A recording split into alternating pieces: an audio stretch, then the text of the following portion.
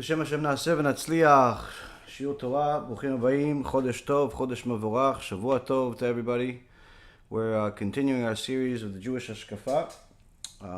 We're, Baruch Hashem, continuing developing our minds, our neshamot, getting a better understanding of what it is to think the right way, to have the right ideology, something that's very much needed in every generation, needless to say in our generation. Tonight's shiur will be for a refuah shlema, for Rabbanit Levana bat Sarah, Rav Ephraim ben Shulamit, Rabbanit Sarah bat Anat, Avi Mori David ben Esriya, Imi Morati Doris bat Jora, and also for a Atzlacha Rabbah, for Marsha bat Julie, Ayla bat Marsha, Samuel ben Marsha, Cephas ben Marsha, Alexander ben Marsha, Louis ben Marsha, Shaul ben Farzaneh, Amir ben Shaheen, and all of Am Yisrael and all of the righteous Noahides that continue to do the will of HaShem, especially the ones that continue to help us in all of the amazing things that the organization is doing. Baruch Hashem, the money has arrived to the Rami Levy supermarket chain, and we're already printing the cards and Baruch Hashem getting the lists in. The video that came out recently about doing the distribution, Baruch Hashem, is reaching the right people, and we're getting a lot more calls than we could imagine from people that need help. BeEzrat Hashem, the people that will be able to help will be many, but of course we're always looking for more help from you guys. Whatever you can do. This is one of the main mitzvot that a person needs to do in preparation for Pesach, is to help other people. Help other people to celebrate Pesach. Everyone is very well aware of how expensive things have become everywhere in the world, whether it's in America or it's in Israel, everywhere else. But unlike many other places where the income has gone up to a certain extent, or at least there was a certain surplus that people had in Israel, that wasn't the case. So a lot of people that, especially in the frum communities, are struggling, even if they're working and learning, even if they're, the husband and the wife are working. People that are struggling are, not people that are just simply looking for handouts. They're, people that are trying their best, but simply with the prices being where they are and the problems that are in Israel altogether, there's a lot of help that's needed. So Baruch Hashem, we've already said that we've taken the risk, the endeavor, and taken charge of the mitzvah, and we sent a large portion of everything that the organization had. $250,000 we already sent, so this could get to a little over 800,000 shekels that could help quite a few people. I would say estimate between 8 to 10,000 people, give or take. But of course, if people contribute, and help us, this would be great. If they help us even more than what we did, BeEzrat Hashem will be able to help even more people. So anyone that hasn't contributed yet and wants to help a Jewish family in Eretz Yisrael eat during this Pesach, you have multiple choices, whether you want to help them just for the Seder, or you want to help them for the entire holiday, or you want to help multiple families. Remember, the only money that you truly have is the money that you donate to help either publicize Torah or to help people live in this world and serve Hashem. So there's Torah and Gemilut Chasadim, and the Gemara in Masechet Sanhedrin has the Talmidim of Rabbi Eliezer ben Horkinos, who was the rabbi of Rabbi Akiva. Rabbi Akiva, the only reason why we have the oral Torah today is due to Rabbi Akiva. And his rabbi was asked, what is going to save us in the Ikvita de Mashiach, in the days before Mashiach, that's going to be full of trouble, full of war, full of anguish, full of pain, full of confusion, full of heresy, full of upside down world, to the highest magnitude. The thing that people are crying about every day today, where one day one person is crying that he doesn't have enough money, even though he has millions, while there's another guy is crying because he doesn't have money to eat. The difference between the two is so overwhelming, but yet the complaints are the same. You have two people. One is a person that was religious their whole life, and another person that's religious only for a few years. Yet, if you compare what the belief of one versus the other, surely you know that the one that's only religious for a few years is going to heaven if they continue, while the one that's religious their whole life may very well go to Gehenom because of his heretical beliefs that God needs you and things of that nature. So you have an upside down world. You have an upside down world where people are looking to send their kids to the best yeshivot, and they're willing to pay for it when they have the money. And you still get reports from young men that contact me, young women that contact me and tell me, listen, my parents are paying $20,000, $22,000, $23,000 a year for me to attend yeshiva, and all I do in yeshiva is simply wait for the day to be over because the whole day people are playing on their phone. The teacher talks about his personal life, and simply we learn nothing. And this is what the parents are paying tens of thousands of dollars for in some cases. In other cases, you have situations where the yeshiva is full of great teachers, but you have all types of reshaim trying to take the yeshiva down because they don't like one of the rabbis, or they have an in with the government, they're looking to torture somebody. All types of strange things are happening. You have a government in Eretz Yisrael that's literally target number one. Their number one enemy is their own citizens. So you have an upside down world that's getting scarier and scarier by the minute. And the Rabbi Eliezer ben Holkenos told his students that he himself, as righteous as he was not looking to live at the time of Mashiach because of how scary the world is going to be, how big the tests are going to be, how difficult it's going to be. So his scared student said to him, okay, Rabbi, so what is going to save us during these difficult times? And he said, Torah vegmilut chasadim. If you learn and observe the entire Torah and you occupy yourself with overwhelming kindness, you will be saved from this difficulty. You will be saved from this animosity that's even among our own people. You'll be saved from it. Torah and gmilut chasadim. So of course, everyone knows that Torah is the Torah that we learn, the Torah that we teach, the Torah that is the same Torah that HaKadosh Baruch Hu gave to Moshe Rabbeinu at Mount Sinai, and Moshe gave it to Yeshua ben Nun, Yeshua gave it to the Skenim to the Nevi'im, the elders to the prophets, and the Nevi'im to the Anshe Knesset HaGdolah. And we have here the same exact Torah that we've had for over 3,300 years. That hasn't changed. So somebody that's looks for the truth can easily find it. And sometimes the world around that person is going to be lies. Sometimes the world around that person is going to be upside down what the truth is. Hence the reason why observing the Torah, learning the Torah in the last generation is so valuable. Because you're going to have all types of tests. Test of immorality, where there's literally immorality in every single step that a person takes outside. Somebody asked me just the other day, if you're so careful about teaching about immorality, wasting seed, modesty, and things of that nature, why do you live in Florida? And I've said many times, you can live anywhere if you have Yirat Shamayim.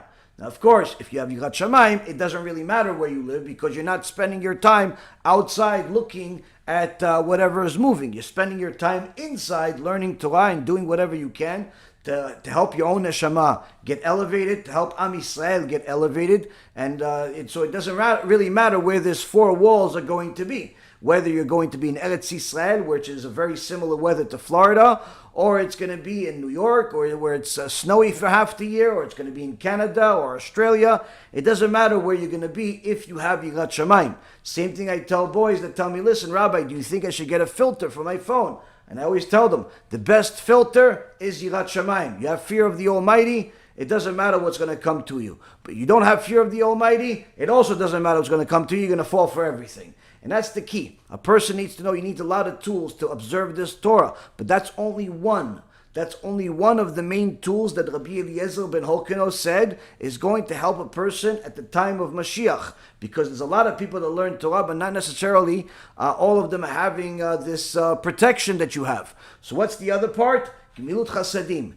Gmilut chasadim is overwhelming kindness, which comes in different forms and sizes. If a person has the ability to teach people to do tshuva, whether you're 15 years old, 14 years old, 25 years old, 45 years old, doesn't really make a difference. Surely you know somebody that you can help them learn Torah. You can invite somebody to a lecture. You can give somebody a USB. You could do all types of things to get people to learn Torah and get them closer to Hashem. That's the highest level of kindness. That type of kindness turns all of your sins into mitzvot. There's literally nothing greater than that, and that's one of the greatest teachings I've learned in regards to doing KIRUV in the name of the Zera Shimshon. Zera Shimshon says that for a person to do tshuva from love is virtually impossible. Why? Because he could do tshuva from love on some parts of his sins, but not all of them. But to really transfer all of his sins from sins to mitzvot, and which means he has to do tshuva from love, has to come from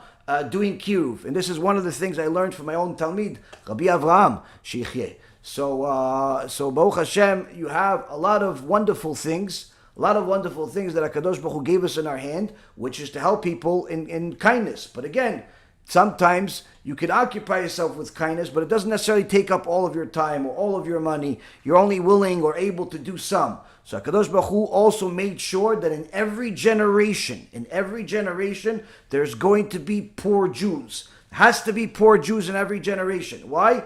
The Tonostrophus, Imach Shimo V'Zichro, was one of the Reshaim that constantly loved to bother Am Yisrael. And he would come with clever questions to the Chachamim. And usually Rabbi Akiva would deal with them. He came to Rabbi Akiva and he asked him, if your God loves you so much, how come he made your people poor? If he loved you so much, how come he made your people poor? Rabbi Akiva, without skipping a beat, answered him, to save us from Gehenom. To save us from Gehenom. Why? Because we could do tshuva, we could learn Torah, but who says that our Torah is sufficient? That we learned it 100% like we're supposed to? We can pray, but who says that our prayer always had kavanah? We can give tzedakah, but who says that's enough? We can teach, but who says we always did the right thing and said the right thing? We always need extra. We need extra. What's extra? Helping the poor, helping the needy, helping those tzadikim that are also learning Torah and are dedicating their lives for the sake of HaKadosh Baruch Hu to serve Hashem, but also are given the decree, and sometimes by choice, to live a life of poverty. And these people, when they're living such a life, there is no question that HaKadosh Baruch Hu is going to send them what they need. The question is if we're going to be that vessel. So this is why our organization, since pretty much day one, when we're able to help, we're able to help people in Eretz Yisrael because we know who these people are, and Baruch Hashem, the list continues to grow every year. Just literally 10, 20, 15 minutes ago, I got a message from one of our team members in Tel Zion saying that the 68 families that she's in charge of just increased as people that used to not need. And now we're looking at probably somewhere closer to 85 or even 90 families that need. So of course, this is something we have to do something about. She's asking me, should I just lower from other people and in order to give them? And again, we don't want to lower for anybody, but at the same token, we got to try to help as many people as possible. So a person that wants to use the money that they have, both in this world and the next, needs to know that the money that you have in your pocket, the money you have in your bank, the money that HaKadosh Baruch Hu is blessing you, that savings account that you have, the bigger the savings account, the more painful it's going to be if you die with that savings account still in place. The bigger the stock portfolio, the bigger the Bitcoin portfolio, the bigger the real estate portfolio you have, the more painful it's going to be when a person leaves this world. Why? Because he can't do anything with that money.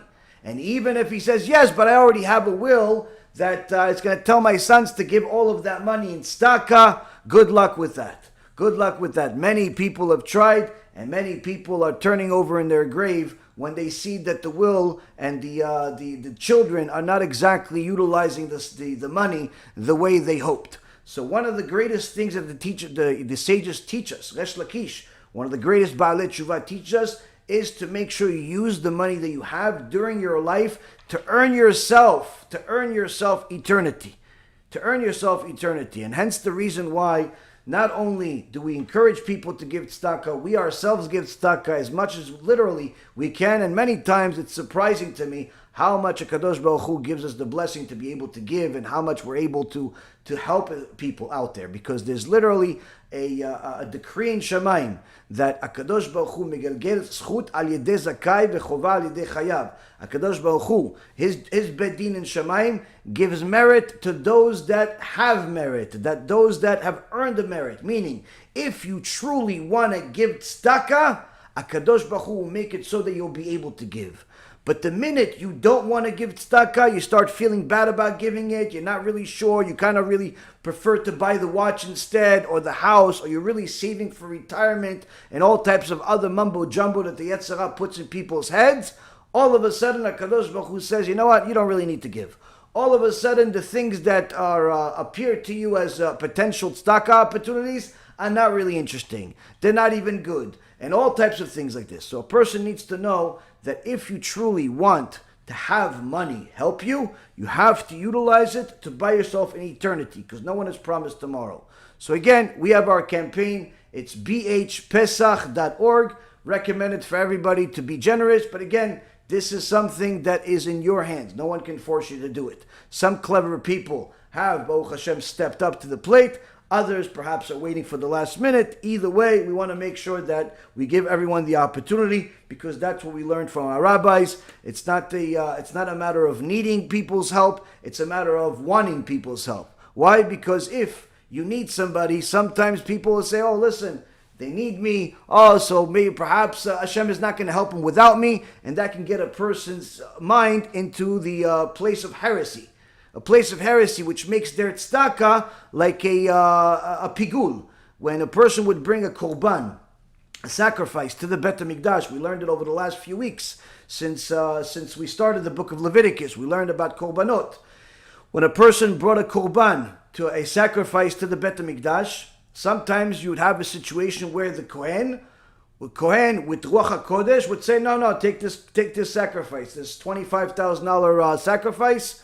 This cow, this is not for us. We don't want it. Why? Because we know what's in your mind.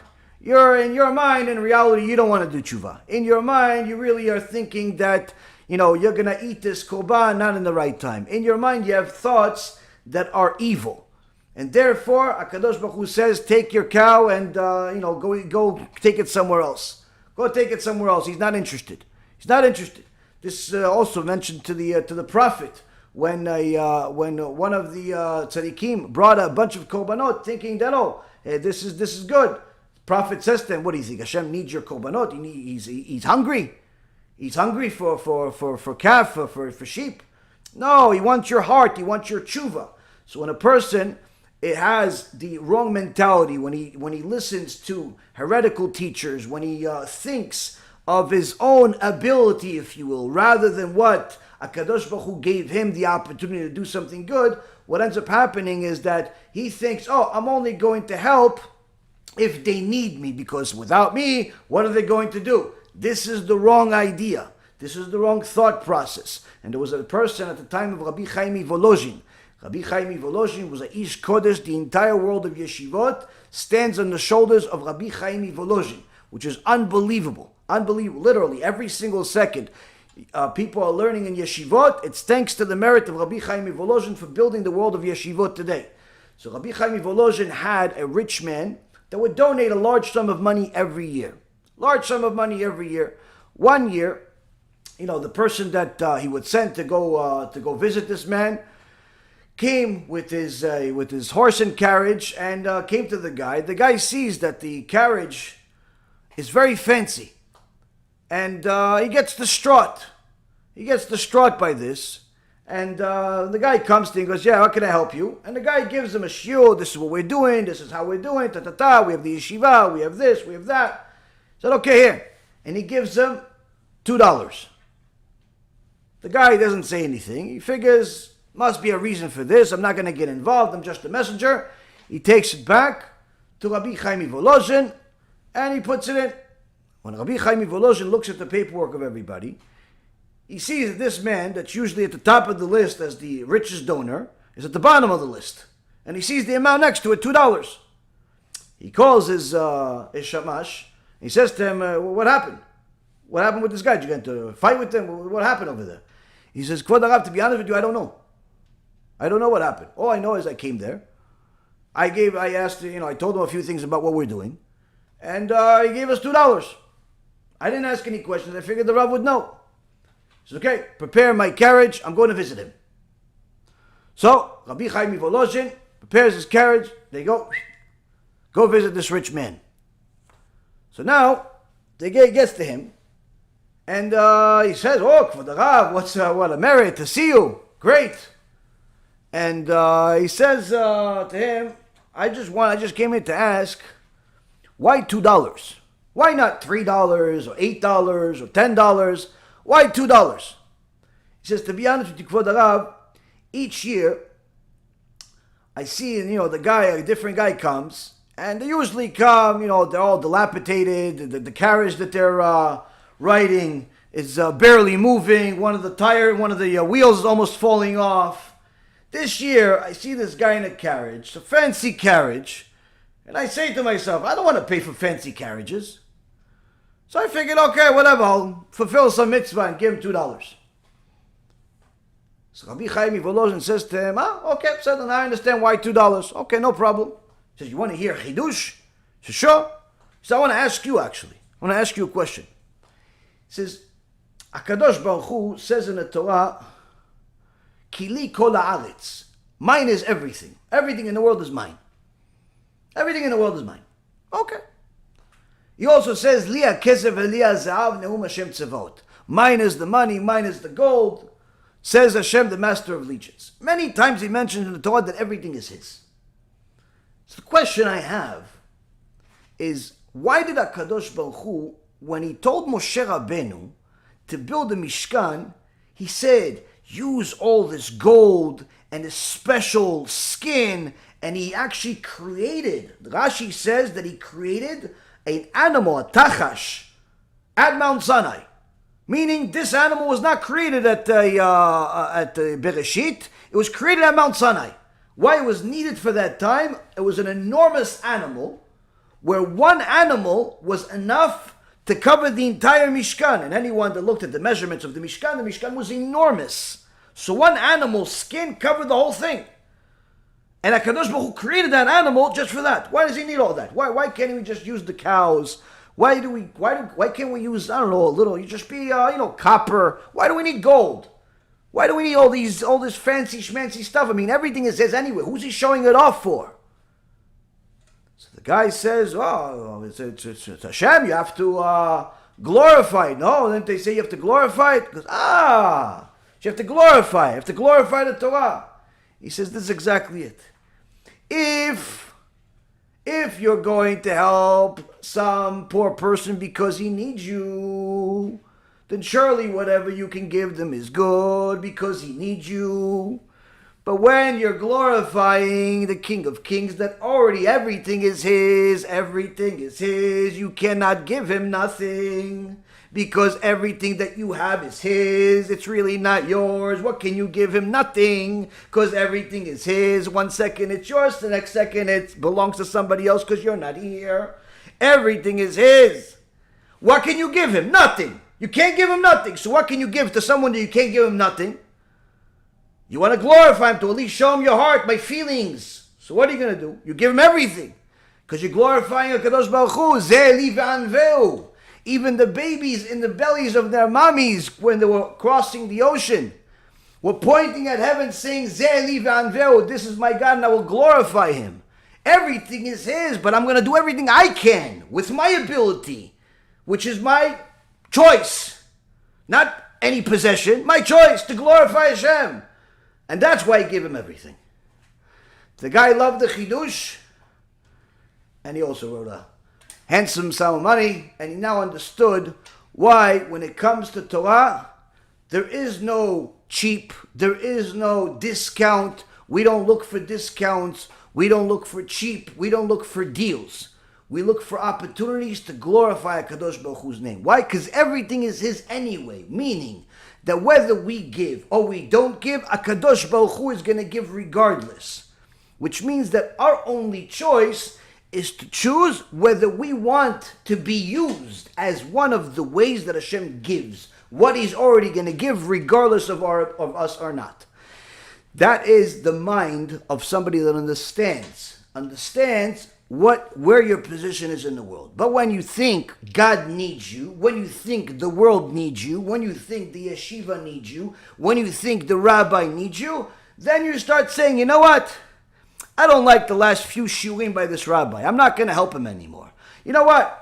I don't like the way that they're building this yeshiva. They didn't put my name on it. So you know what? I'm not going to do it. And you start thinking as if you're the boss. And unfortunately, that's how a person leads themselves to doom. And there's a reason why the angel that's in charge of Gehenom, his name is Duma. Perhaps he's Russian. So now, Rabotai Yekarim, we have to understand that we have to be judges of ourselves on a regular basis. Hence the reason why the Chazon Ish is spending an extraordinary amount of effort telling us the details of the difference between the tzaddik and the average man. The thought process. What inspires, what motivates the tzaddik, what motivates the regular person. How do they evaluate certain things? Because everybody has experiences with people. Everyone has some good experiences, but I assure you that most people have bad experiences. If you calculate the experiences you have with people, all of the people you've dealt with in your life, good versus bad, first and foremost, the first things that ring up in your head are the bad experiences. Those are the ones that you remember the most. And even aside from that, you calculate certain things and you'll see that many times you feel like you've been hurt more than you've been helped by people. It's not necessarily always the case, but nonetheless, that's the way the human mentality works. That's the way the human mentality works. Is that the right mentality? Are we supposed to think that way? Are we supposed to view ourselves as victims of society because people take advantage of us? Because we gave him and he didn't give us back, or instead of giving us back, he hurt us instead of even saying thank you. All types of things. These types of things happen everywhere. You see it in society, you see it in schools, you see it in different communities, Jews and Gentiles alike. But unfortunately, our focus is the Jewish world, and unfortunately we see that this is happening in a Jewish world, almost similar in some cases to the Gentiles. Why? Because, Rabotai Yekarim, the less we are glued to the Torah, the more of these difficulties we endure. This is the difficulty between one man and another, one woman and another, one community member and another, one rabbi and another rabbi, one student and a rabbi, and so on and so forth. So it's important for us to evaluate ourselves to see where we stand, and the Jewish ideology is what the Chazon Ish is trying to explain to us, and BeEzrat HaShem will understand it. So in the last shiur, the Chazon Ish got to a section where he says, when he's talking about judgment, how the judgment of the tzadikim works when they're evaluating a case, whether it's a case that they're sitting on a bet din and they're evaluating two people that are suing each other, or they're evaluating an halacha, which is no different. There's one rabbi looks at all the different proofs that he has, and he paskins one way, while another rabbi paskins another way. If the two paskin differently, do they become natural enemies? Or do they perhaps see what they were missing? Or perhaps they say, okay, this is his truth, this is my truth, he's wrong, I'm right. Or they say, listen, he's right and I'm right. Do they naturally just agree with everyone just because they're tzadikim? So we'll see some examples of that perhaps. So last time the Chazon Ish said, when it comes to dispute between two people, the Torah prohibited the participation of a particular judge only in the case of bribery given during the trial. It did not prohibit a person from judging a friend or enemy. The only exception was being one's closest friend or someone who hates the prospective judge so much that he has not spoken to him for 3 days. According to one opinion brought by the Rama in the Shulchan Aruch Choshen Mishpat, section Siman 7, 67, it says that even though there is a definite natural tendency to act in favor of a loved one and in disfavor of a hated foe, The special forces of impurity relating to bribery are lacking here. And the Torah is completely certain that the sage serving as a judge will judge fairly, and that his heart will not be swayed by his natural desires, for the avoidance of such behavior is already a habit.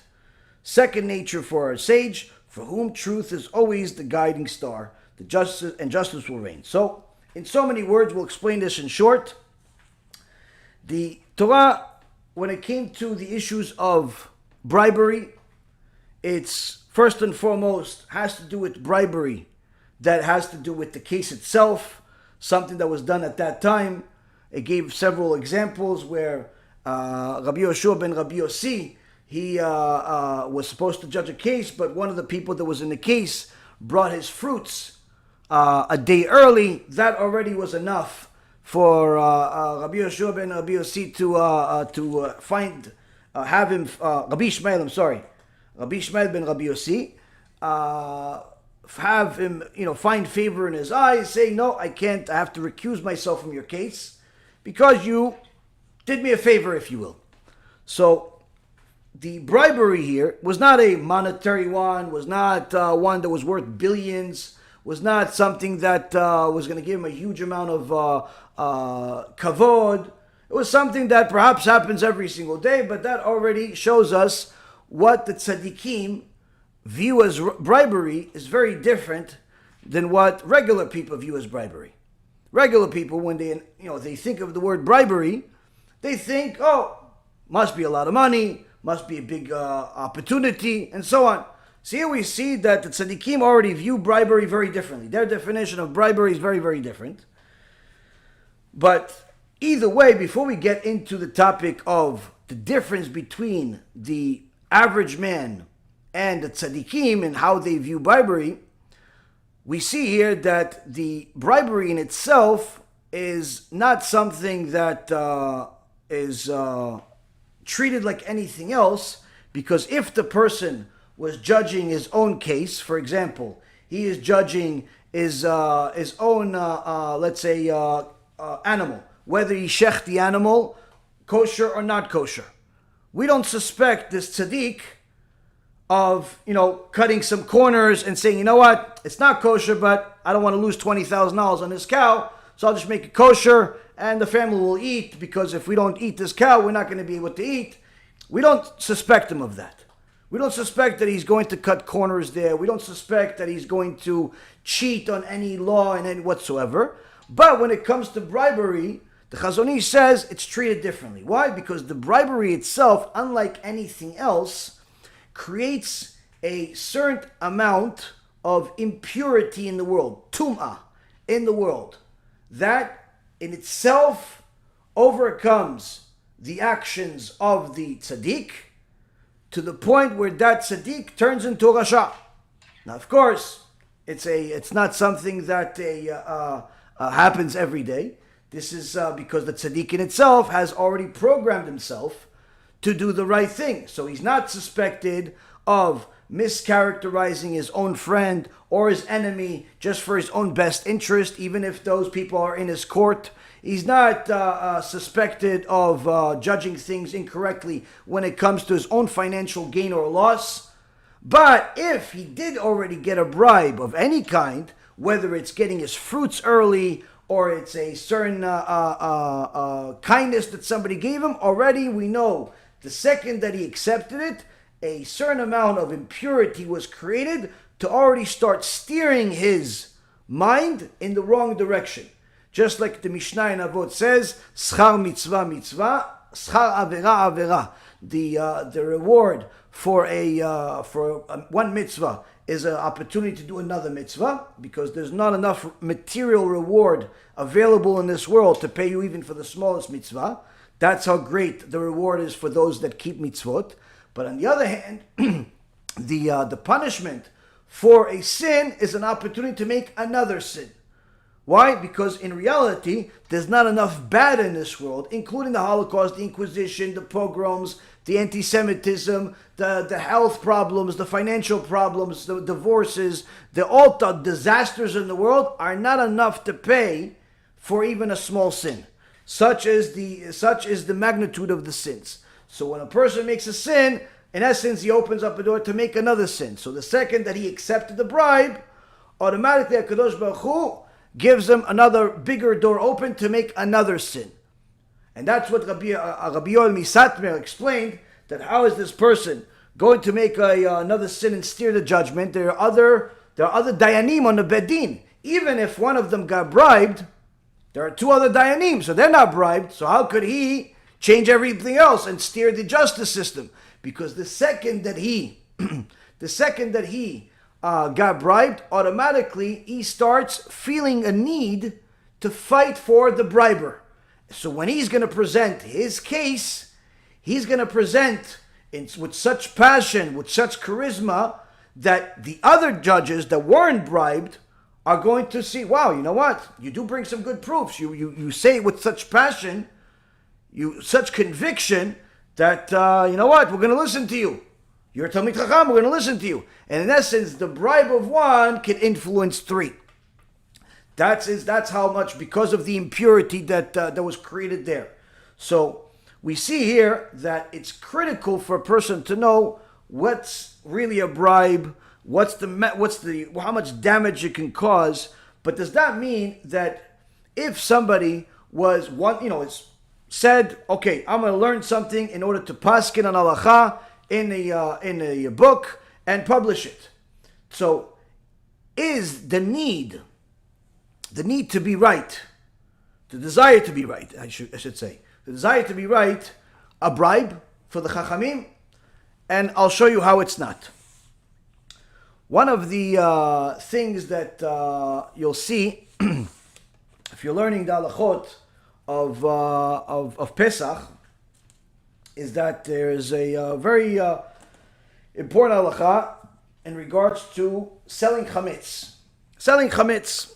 Now, selling chametz, as I spoke about last week, is very important for people to sell chametz. And again, if it's chametz, if it's not sellable, meaning nobody in their right mind would actually buy this from you because it's a half a box of cereal, it's a used bottle of ketchup, it's a 3/4 of a liter of Coca-Cola, it's an open bottle of whatever else, no one's going to buy this stuff. That is not sellable. That goes in the garbage. Okay?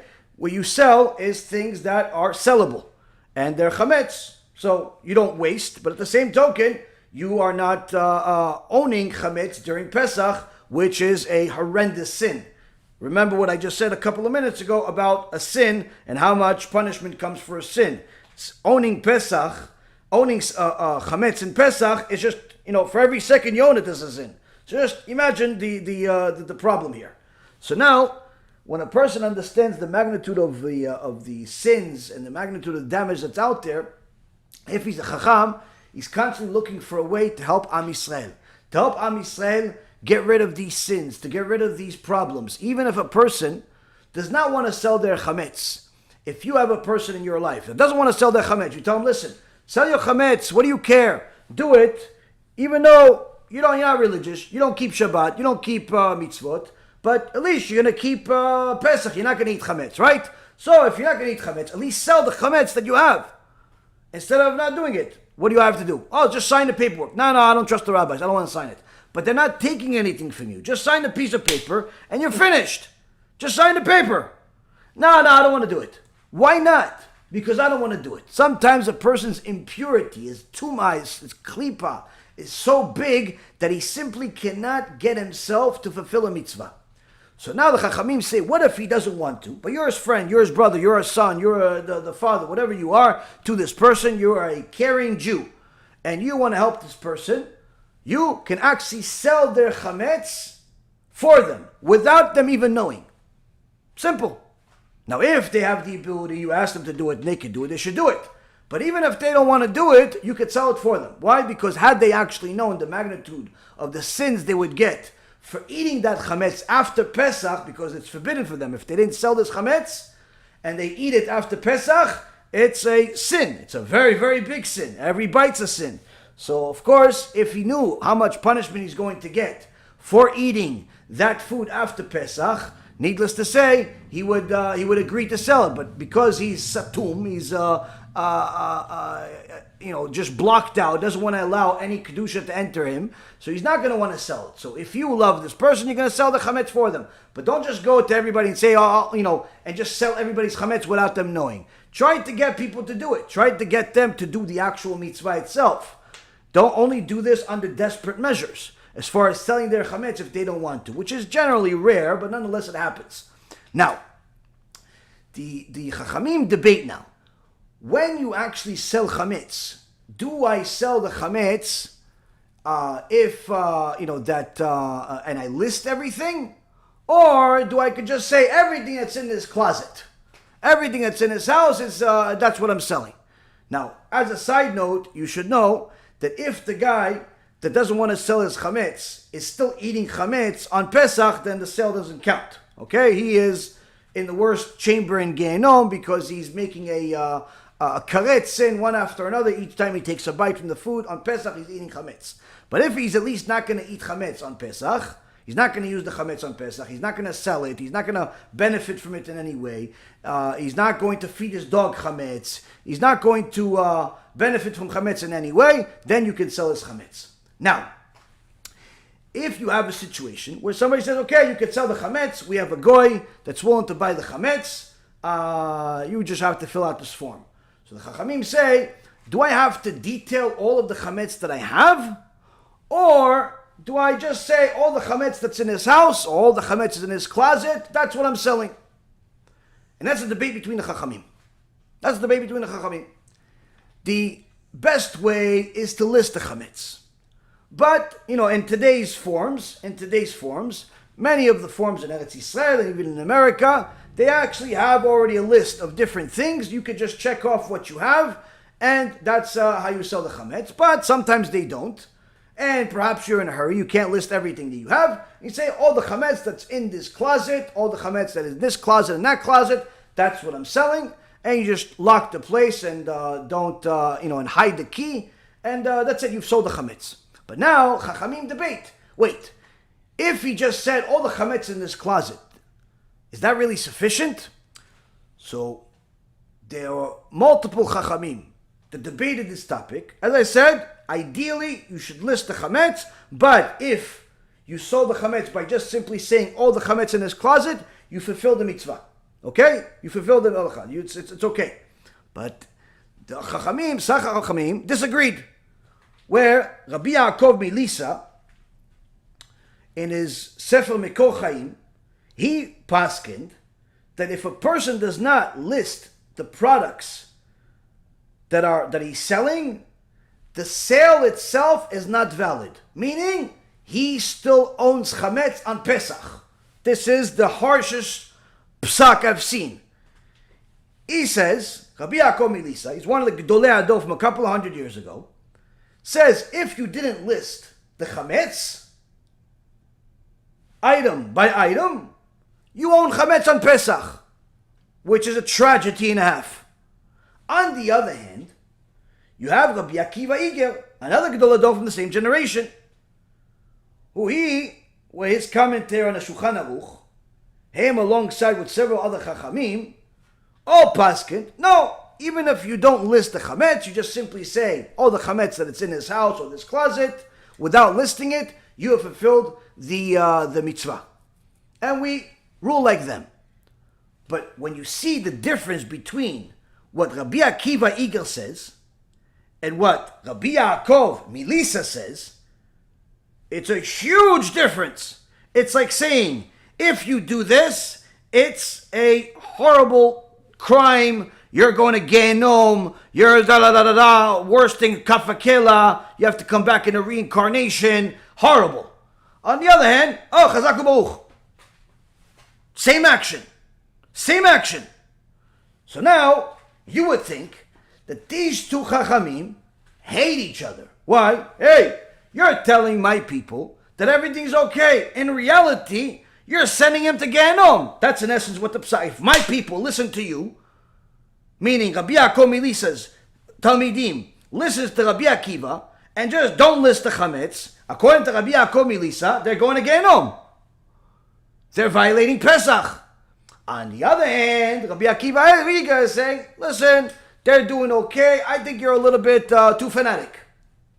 So what's they must hate each other? Exact opposite. They were best friends. And there are multiple stories of the meeting between Rabbi Yaakov Milisa and Rabbi Akiva Eiger. Famous stories. One of them I've told you in the past. Where there was one time that Rabbi Akiva Eiger came to visit Rabbi Yaakov Milisa, and the humility that they both had was something out of this world. Now, when they wanted to give Rabbi Akiva Eiger an aliyah, the first aliyah to the Torah, after the Kohen, after the Levi, wanted to give him the first aliyah. And they said his name. As soon as they said his name, to give him an aliyah to the Torah, he passed out. Passed out. Everybody's concerned. What's going on? I mean, he's an older man. He's not 25 years old. The Gadol Ador came to visit us. He passes out in our Beit Knesset. He gets up. Kvod Harav is okay. Can you come for an aliyah to the Torah? Again, he hears it. Passes out again. Of course, this gets dangerous. You pass out multiple times, it becomes life risk. After he passes out the second time, Rabbi Yaakov Milisa says, hold on a second. Don't do anything.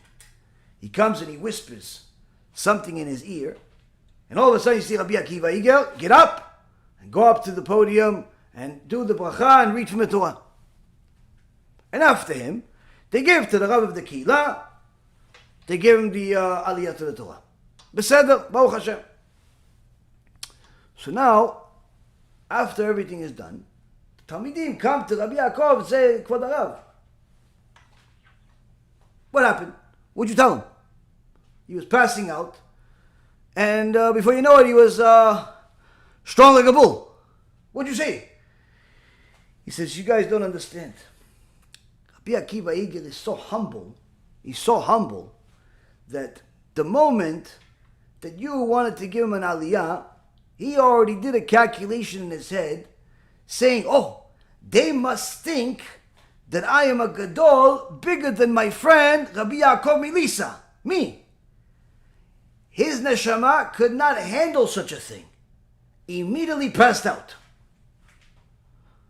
After he got up, you said it again. Kvod Harav, get an aliyah. And again he remembered. They must think that I deserve this aliyah and I'm a bigger rabbi than him. Again he passed out. So because I know him, when I whispered to him in his ear, I said, no, Rabbi Akiva. No one thinks that you're bigger than me. They just feel bad for you because you're the guest and, they want to make you feel good. But everybody knows I'm bigger than you. And he got up. That's how much love was between these two. Another time, when they got together, the Kehillah was so excited to have two Gedolei Alam, two giants of the generation, at the same place, that they put them in a carriage and removed the horses, and the people of the community carried the Chachamim in the carriage. Now, the carriage was big, had different compartments, and everybody, the whole community is excited to go and carry them on their shoulders. Rabbi Akiva Eiger is thinking to himself, these people must be giving kavod to the Chacham, Rabbi Yaakov, my friend. He's Gadol Ador. He deserves this kavod. And me, I'm here, sitting here. What am I doing here? Quickly, he snuck out of the carriage and starts carrying with everybody else. Got to carry the Gadol Ador. On the other side of the carriage, Rabbi Yaakov Milisa is saying, they're not giving me this kavod. They're giving the kavod to Rabbi Akiva Eiger. He's the Gadol Ador. He's the king of the generation. What am I doing here? Quickly snuck out. Let me go carry with them. Eventually they get to the destination. They stop. They look inside. It's empty. Where's everybody? Then they see these two old men carrying with everybody. That's how much love was between the two of these. That's how much love.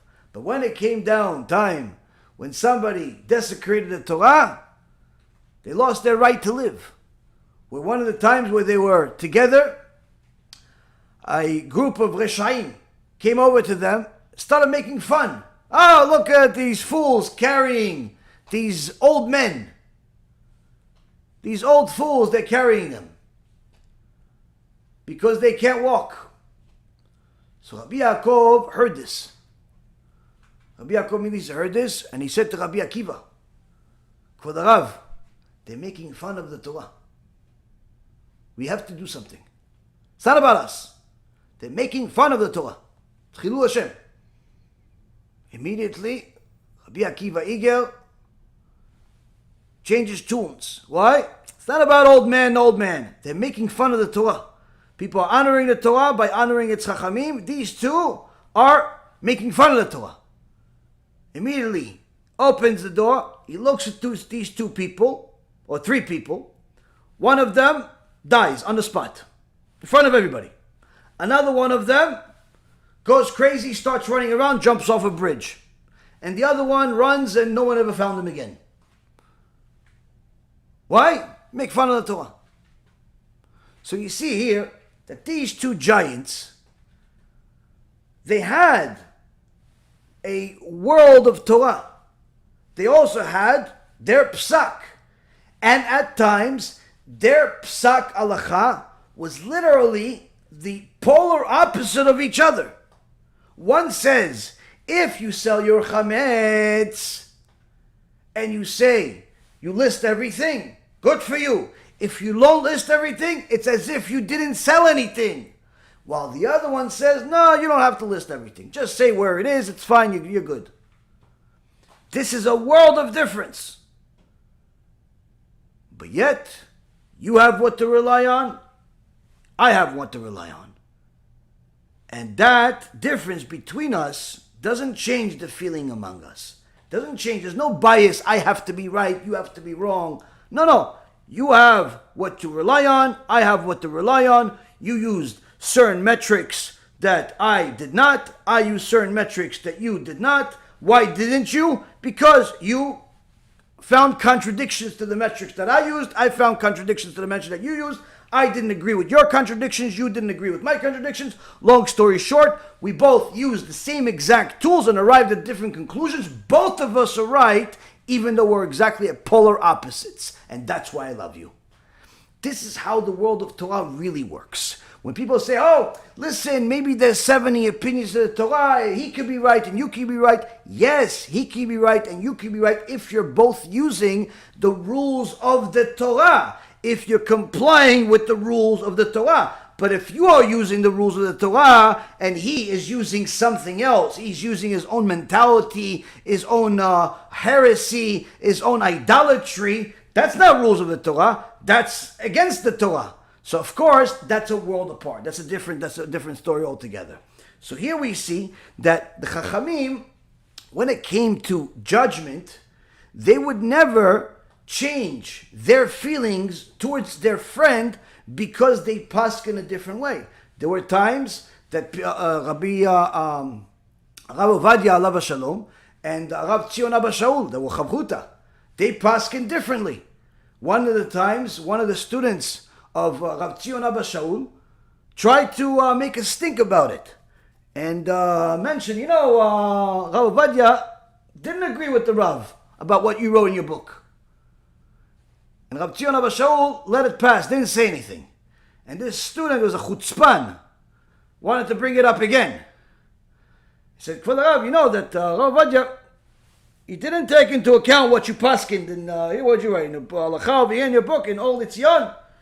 He didn't take that into consideration. You just came out with a book. Rav Tzion Abba Shaul looks at him, he says, do you even know who Rav Ovadia is? That you mentioned his name? The student was shocked. You can cut the room with a knife, and how much tension there was. Silence. He says, do you know who Rav Ovadia is, that you even mentioned his name? Do you know how much Torah is on Rav Ovadia's mind? How much does he know? What does he do? That you even mention his name?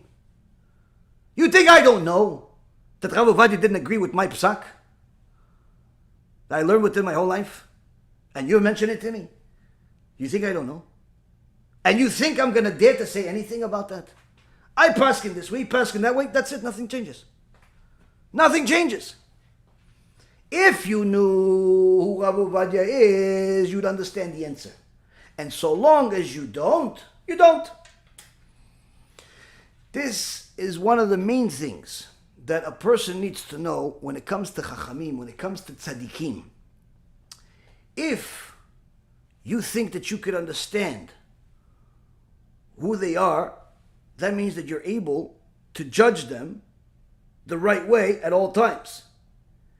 If the thought enters your mind to judge them the same way you would judge an average person, automatically that means you do not know what a tzaddik is. Not just who that tzaddik is, but what a tzaddik is altogether. And that's in essence what the Chazon Ish has been trying to explain to us. Where there's an actual obligation for us to view the tzaddikim differently. Where their rules are not like our rules. The way that they calculate things is not the same way that we calculate things. And therefore, he continues and he says, moreover, it said that in cases where loss may be sustained, a person may judge for himself and he's not suspected of perverting justice. As it says in the Gemara Masechet Baba Batra, page 58b, that a judge who's called to court himself and disputed property is taken from him by a judicial decision, he's not a judge at all. For he himself should have made the correct decision and not taken what does not belong to him by law. And he is not excused by the fact that he was motivated by personal interest. So here, the Chazon Ish brings a Gemara. And I always tell you guys, one of the ways that distinguishes watching a shiur versus studying a shiur is that you not only take notes, but you look up the sources. You look up the sources. What's the difference between reading a book and studying a book? You look up the sources. Now, you don't necessarily need to look up every single source under the sun unless you're really seriously learning, but once in a while, when something comes in and you don't understand, why is this said? Like, why here? Why there? You got to look it up. So the Chazon Ish brought something to us. He brought us a diamond. Do you even know it's a diamond? He just said a statement. Gemara Masechet Baba Batra, page 58b, says that if a judge is being sued himself for money and he's judged, there's a judgment against him. There's a judgment against him. And he loses. They say you own something that does not, you had something in your possession that does not belong to you, and he loses the case.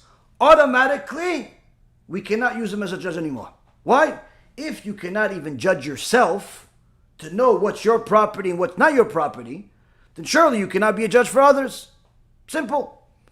But what about this? So the Chazon Ish says, but what about the whole argument about having a bias? No. This is not something that's taken into consideration. The bias that we're talking about has nothing to do with this. We're going to get to the bias.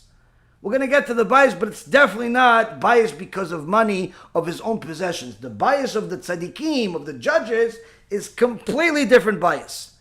So now, before we get to know what this bias is, let's study a little bit. What is the Gemara talking about?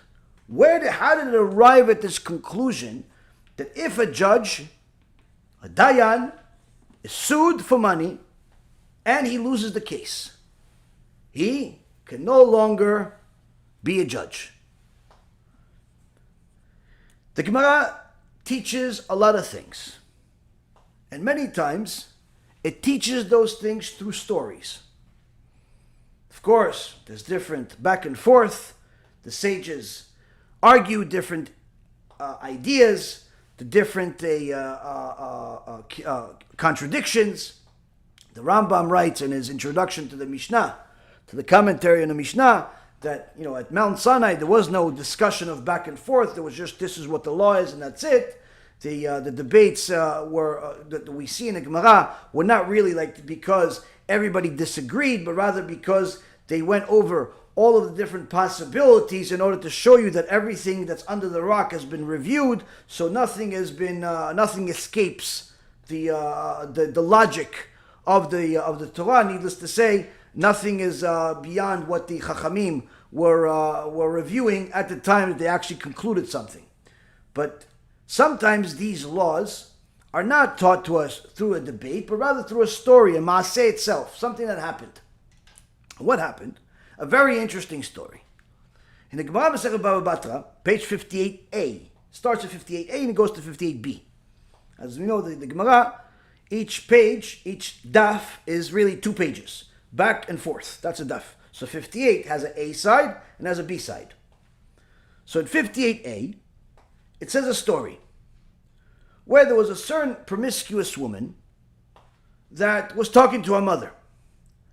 And some guy was hearing it. Some guy overheard this conversation. And the mom was telling her, why don't you at least hide all of your illicit relations with guys? Why don't you hide? I mean, you're out in the open, you're doing whatever you want, you're going to get caught. And the girl says, no, it's not a problem. My husband, he doesn't even know that only one of our 10 kids is his. Mamash zona. This girl is so promiscuous that all 10 kids, Shem Yishmo, only one of them really is her husband's. And she's not worried about nothing. Time passes, and the husband dies. The husband overheard this issue, but he can't prove which one of his kids. Why? Because the guy that overheard told the husband. Now the husband got sick, but before he died, he left a will. Now he doesn't know who's the kid. How is he going to know which one is? She could say it's our favorite son. She could say it's this one. How's he going to know? So on his will, he said, I leave everything that I have to my one and only son. Now all 10 sons show up and they say, what do you mean one and only son? There's 10 sons. All 10 of us call them Abba. What do we do? So they take this to the Beit Din of Rabbi Bana. Rabbi Bana was Ish Kodesh, which the Gemara in the preceding pages talks about different maasim, different stories about him, about how he was the person that would analyze the measurements of different grave sites. He would identify bodies. He went to the Marat HaMachpelah. When he went there to go see what the measurements of the grave of Avraham Avinu, Eliezer, Eved Avraham, who was one of the 7 people that never died. Some say it was 9, some say 7. I think misquoted that it was 10, but it's not 10. It's either 7 or it's 9 according to the Midrash. But nonetheless, Eliezer is one of those people that never died. Eliyahu Navi is another. Batya Bat Paro is another, and so on. Serach Bat Asher. So now, Eliezer, standing up, protecting the gravesite of Avraham Avinu, says, yes, Rabbi Bana, what can I do for you? He goes, no, I'm here to measure. I'm here to measure. Measure the place. So he allows it to measure. After, he gets a pass. But what's he get? A pass? He goes, hold on a second, let me talk to Avraham. Because he asks him, what is Avraham doing? He says, he's with Sarah right now. He's with Sarah. And this is one of the teachings we have in the Gemara, that how a man is with his wife at different times, even in Olam Haba. Surely it's not a physical like we have in this world, the things that people are attached to and addicted to in this world, but nonetheless the neshamot are connected in the highest possible level.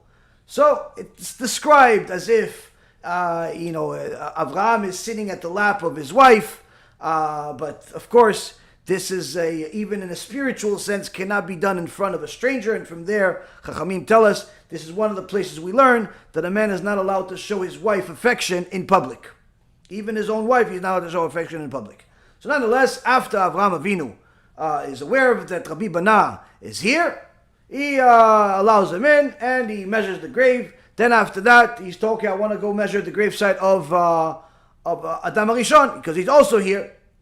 Then a voice comes out, oh, you can't go, you can't see Adam HaRishon. You could just get to see a certain small aspect of it. Why? You already saw enough. Rabbi Bana, you already saw enough. And Rabbi Bana says, when I saw what I saw the heel. The heel of Adam HaRishon is like 2 sons. What that means, I have no idea. All I know is that Kodesh Kodeshim. From there, we also learn that the beauty of Adam HaRishon was something that is unexplainable. And the closest person in beauty to Adam HaRishon was actually Yaakov Avinu.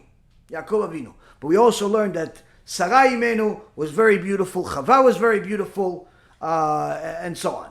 But now this Rabbi Bana, this same tzaddik that's able to see all types of things that are of the supernatural world, to say the least, this case of some zona that committed adultery on her own husband with at least a half a dozen different men or more, she has 10 sons and only one son with this man, with this husband.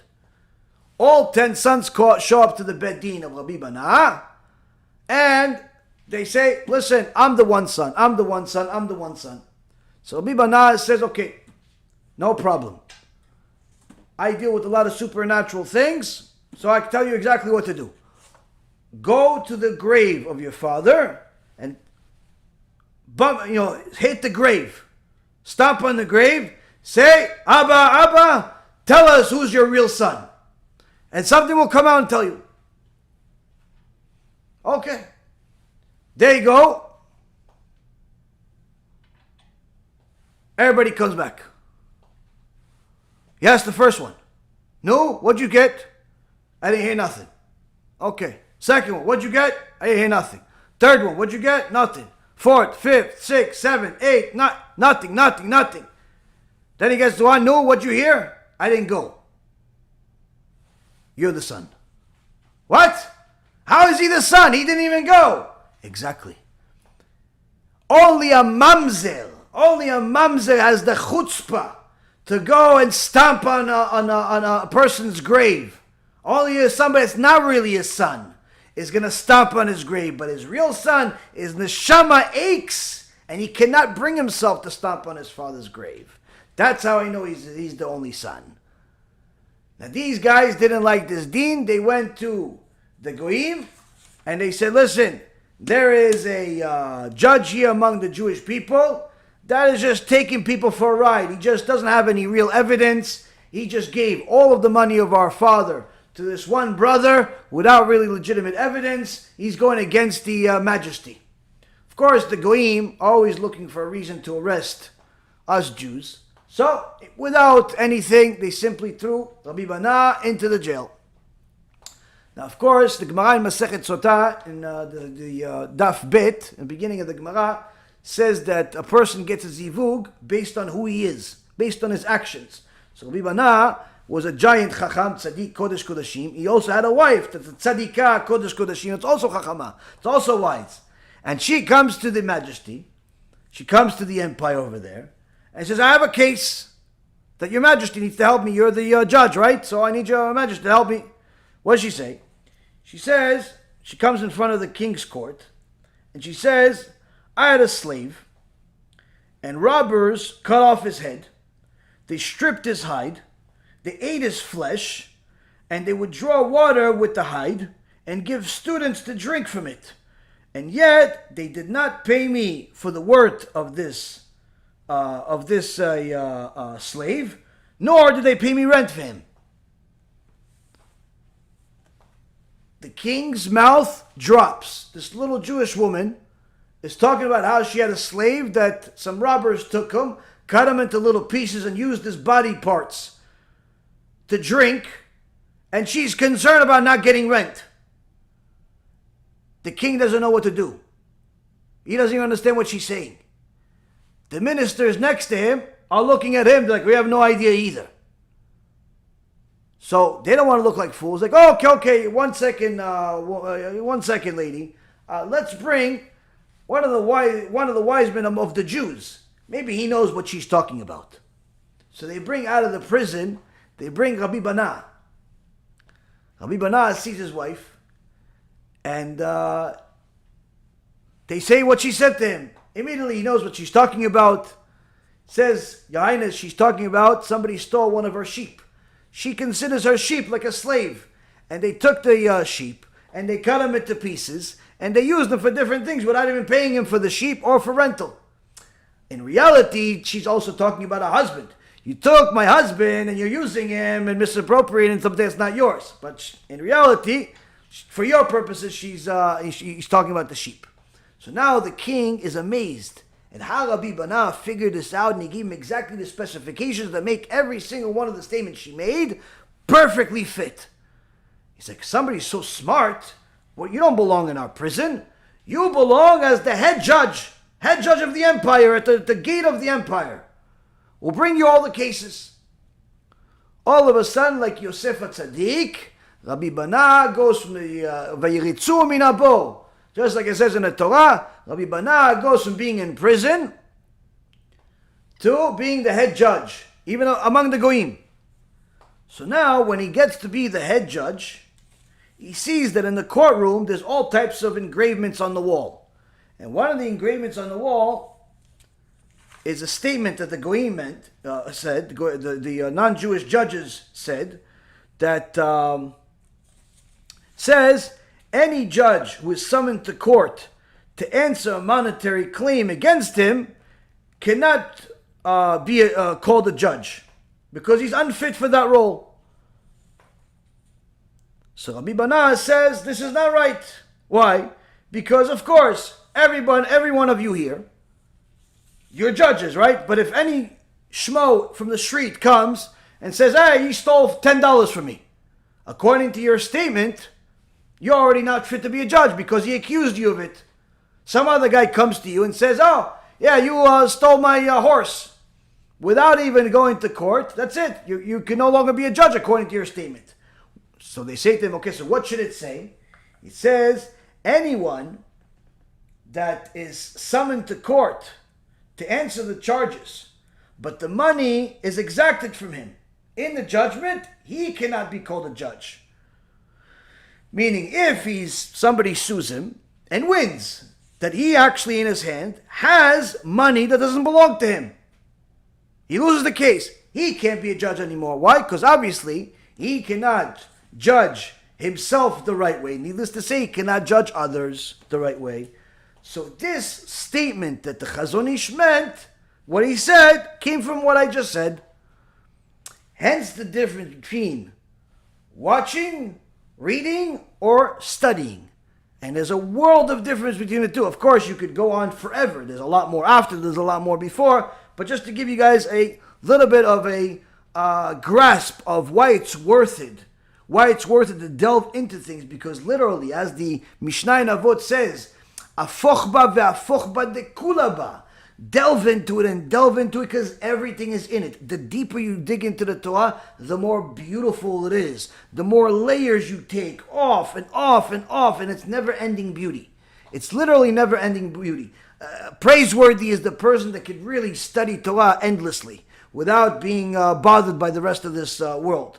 Now, the Chazon Ish says that from here we learn that a judge is not somebody that could be like everybody else.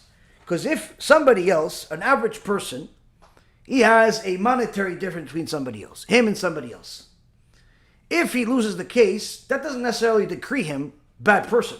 He lost the case. He goes to the BEIT Din. Let's say, for example, somebody, he sued his tenant for rent that the tenant didn't pay, or vice versa. Long story short, one of the party loses. That doesn't make him a bad person. That doesn't make him a person that's not fit to be righteous. Simply, he's wrong on this case. He judged incorrectly, or he didn't have all the information. But starting a second after he finished that case, as soon as he pays whatever he's supposed to pay, and he rectified this mistake, that's it. He is back to square one. He's righteous. He's good. Everything is perfect. Before, while he's in the trial, the judge has to look at both of them as suspects. They're both, in essence, guilty until proven innocent. After, they're both perfect. TZADIKIM. A judge, on the other hand, a dayan, cannot be judged that way. Why?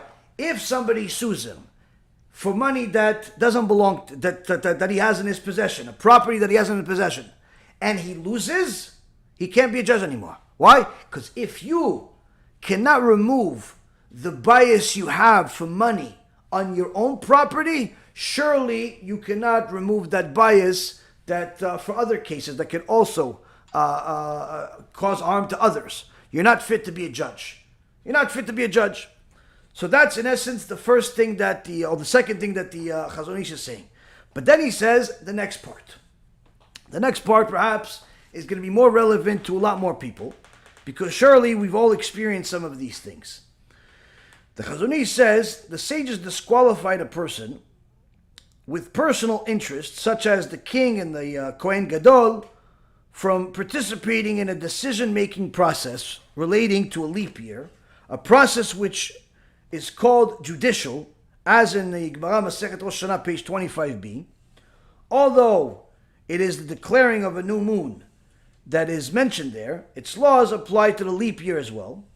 This has all the qualities of a regular court case, and is included in the decrees relating to this mitzvah of being warned not to take bribes. Some of them are rabbinical in origin, and some of them stem only from a higher degree of piety. What Rabbi Ishmael, the son of Rabbi Yossi, and Rabbi Ishmael, the son of Elisha, were saying in the case of the basket of fruit being brought earlier than usual was that they felt a closeness to the giver. That is, the natural closeness of a personal interest, where in great people, natural tendencies are even stronger in giving with their powerful minds, so that they too will experience trials and choose the good out of freedom of choice, which is the mystery of the creation of man. It's possible that the quality of piety is also included in the mystery of creation. Just as power was given to bribery to blind, so too power was given to what is considered bribery by a pious person to a blind man, to blind him. Explanation to everything I just said now. Simple. What the sages, the tzadikim, view as bribery is a world of difference from what the average person views as bribery. That is what sums up everything I just said. But now we're going to explain. The sages said that if you have to judge a case, the personal interest of a person carries much higher value in certain circumstances with regular people than it does with tzadikim. Why? Because if, let's say, for example, you were going to judge for a leap year. Leap year, the Gemara in Masechet Rosh Hashanah says, don't have the Kohen or the king be one of the judges to determine the leap year, because they have a bias, a personal bias. What's their personal bias? The king prefers for it to be one way or the other. Where if on his first year of kinghood, he had a leap year, whereas 13 months. Okay, it was 13 months. So that 13 months, he already decided how much he's going to pay that army of his. Okay, how much he's going to pay that army of his. So now, if the second year now is a regular 12 months, already know. I'm sorry, opposite. If his first year is the 12-month year, regular year, okay, he determined how much money he's going to pay his army. So $100,000, let's say, a month. So each month is $100,000, $1.2 million a year. He's going to pay his army. But now his second year or third year, whatever it is going to be a leap year. For him to have a leap year, that means he's adding another month to the payment of the army. So he has to add another $100,000 to his budget. So that automatically is a bias. Why? Because he knows if he agrees that there should be a month added to this year, it's going to cost him $100,000 personally. It's not affecting anybody else in the same way. On the other hand, the Kohen, he says if there's going to be a added month, that means that when the high holidays come, it's going to be colder. And the floor is going to be colder, and the water is going to be colder when I dip into the mikveh multiple times for Yom Kippur for the high holidays. It's uncomfortable. So now, these two people, they're not Reshaim. These are tzadikim, generally speaking. You have the king is supposed to be a big tzaddik, supposed to carry a Sefer Torah with him at all times, as the Torah commands. For him to learn Yirat Shamayim, he has to have a Sefer Torah, a Torah scroll with him at all times to learn Yirat Shamayim. So this is supposed to be a righteous person, the most righteous in the land, actually. On the other hand, you have the Kohen Gadol. Kohen Gadol is supposed to be going into Kodesh Kodashim. He's supposed to go into Kodesh Kodashim, and if he thinks about anything other than a Kadosh Baruch Hu in the perfect way, he's going to die on the spot. This has to be an extremely righteous person. So on one hand, these are righteous people. Okay, they're very righteous people, but you're telling me that their personal bias, where this is going to cost them an extra few dollars, unlike every other year, or this one is going to dip into the water when it's going to be a little colder, that personal bias is already enough to turn this righteous person into a completely wicked person. Why completely wicked? Because they're only thinking about, oh, it's cold water, or it's going to cost me $100,000, not realizing, yes, you do, that you not judging the right way means that everyone is going to eat chametz on Pesach, because it's the wrong month if you don't put it the right way. And the people are going to fast on the wrong day and eat on Yom Kippur. So this changes the entire calendar. So that personal bias already eliminates their ability from being judges when it comes to this particular case of a leap year.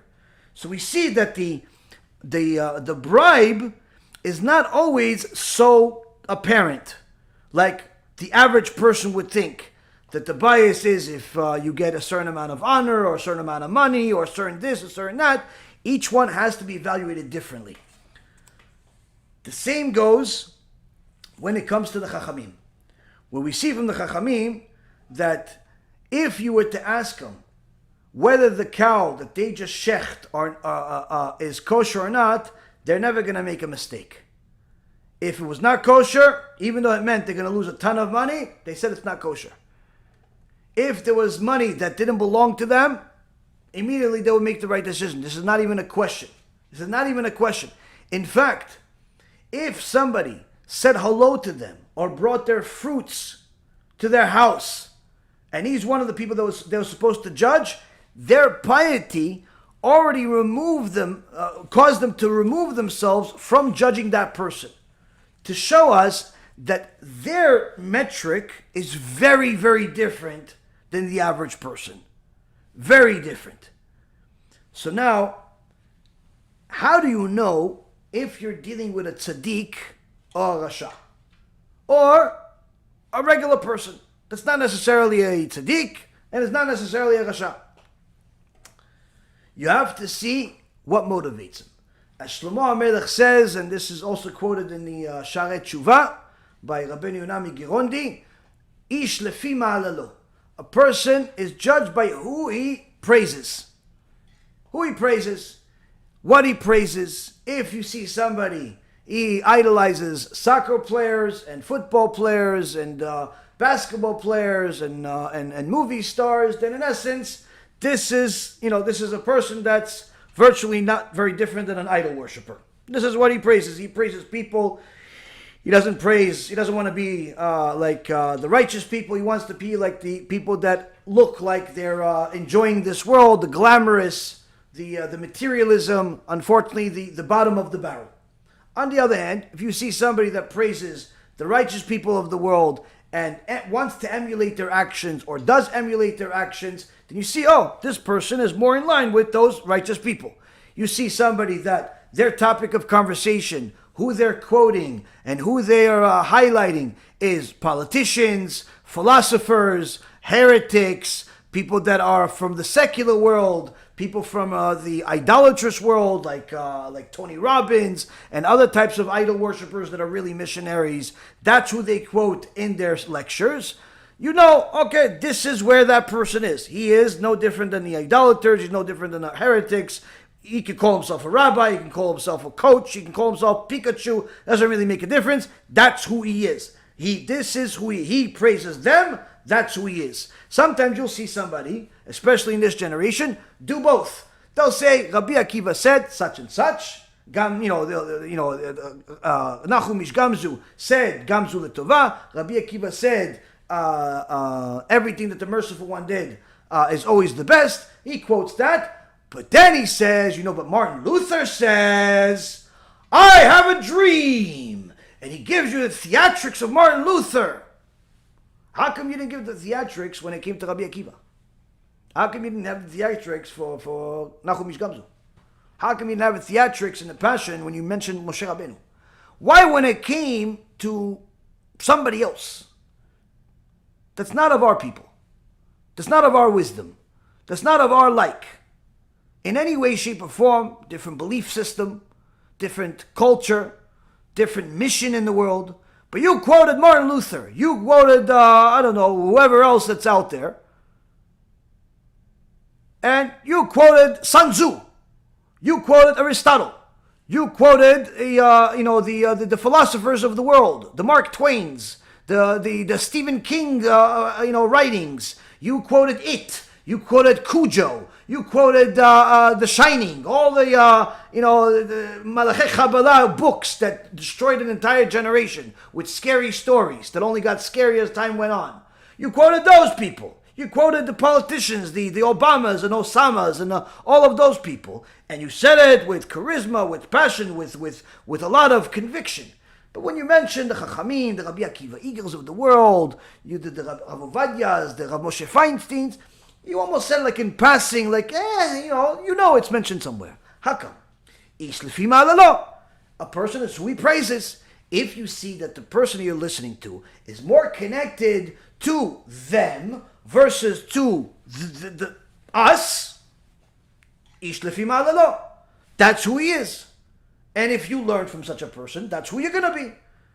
So now, how do you know you're dealing with someone that's a tzaddik, someone that's a regular person, someone that's a rasha? It starts off with, who do they praise? What motivates them? What motivates them? What is a bribe to the tzaddik versus the bribe to the rasha? Or a bribe to a regular person?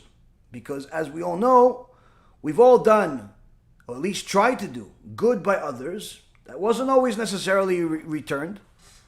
Sometimes people did something good for you, and they hold it over you as if they bribed you and you owe them your life.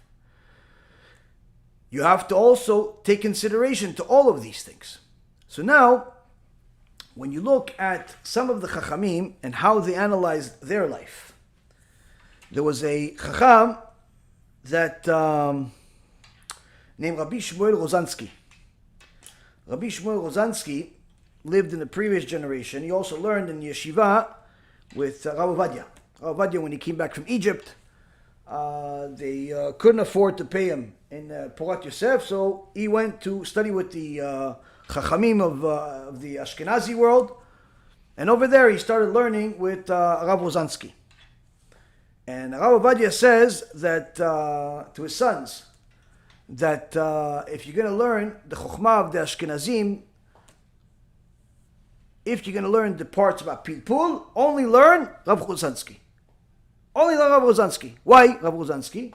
He says because his Pilpul, his different calculations are the calculations of the Rishonim, of the sages of 800 years ago, of the Rambam, the Ramban, Rabbeinu Yonah. That's how his mind is. That's how he is. He's Kodesh Kodeshim. It's the highest level of Chokhmah of his generation.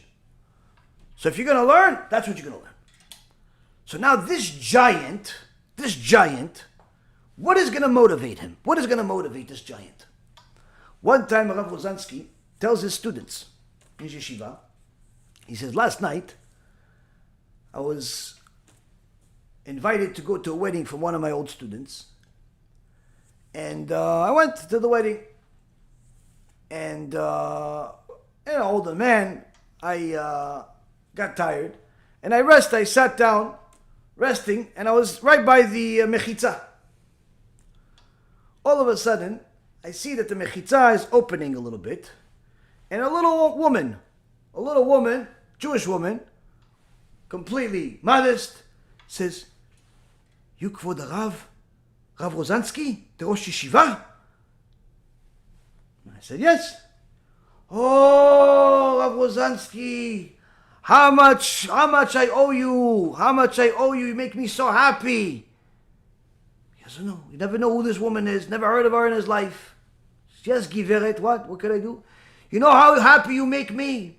My son loves your shiur. He's in your yeshiva.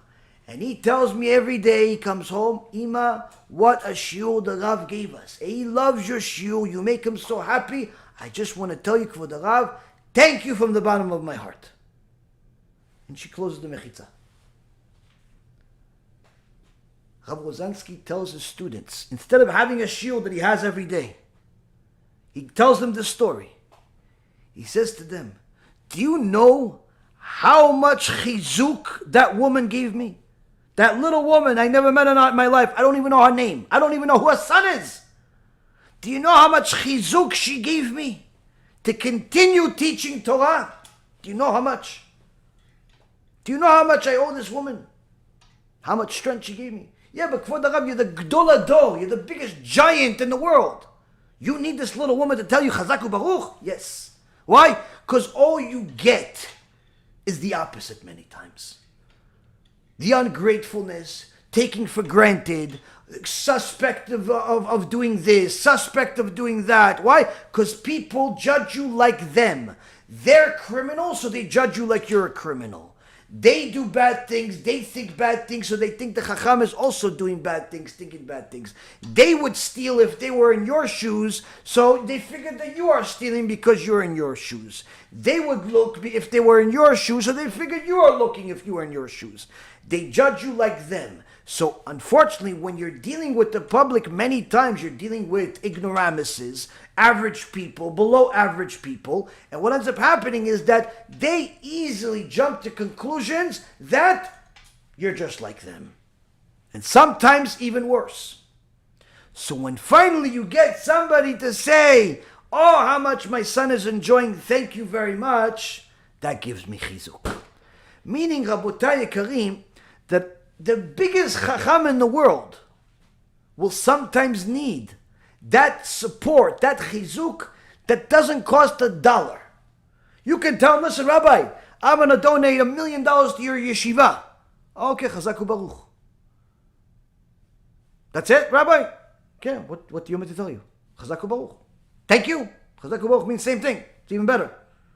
Oh, no, I don't know. I just thought you'd do something. What do you want me to do? Dance? What do you want me to do? Said, thank you. Baruch Hashem. Hey, Rabbi, listen, I loved your shiur. Oh, really? What'd you like about it? What'd you like about it? I liked when you're talking about the TZADIKIM. Oh, that part. Which story did you like? Which story? All of a sudden, it's a whole conversation. But Rabbi, just 2 minutes ago, I said I donated $1 million, and you said Chazak u'Baruch. I said I watched your shiur, and we've been talking for 40 minutes about the shiur that you said, and you're asking me as if you were watching also. What is that? He goes, that's my Torah. That's Torah. That's interesting. If you learn with me, that's interesting to me. That's good. That's the best thing in the world. Money up. If it was you, it was somebody else, Baruch Hashem, whatever, it's funny. That's the difference. But what does the average person think? No, if I gave him the $1 million, that's even worse, more than learning. Only to a Rasha. Only to a Rasha. If the guy cares about your $1 million and doesn't care if you keep mitzvot, doesn't care if you're learning, doesn't care if you're doing, that's a Rasha. That's a Rasha.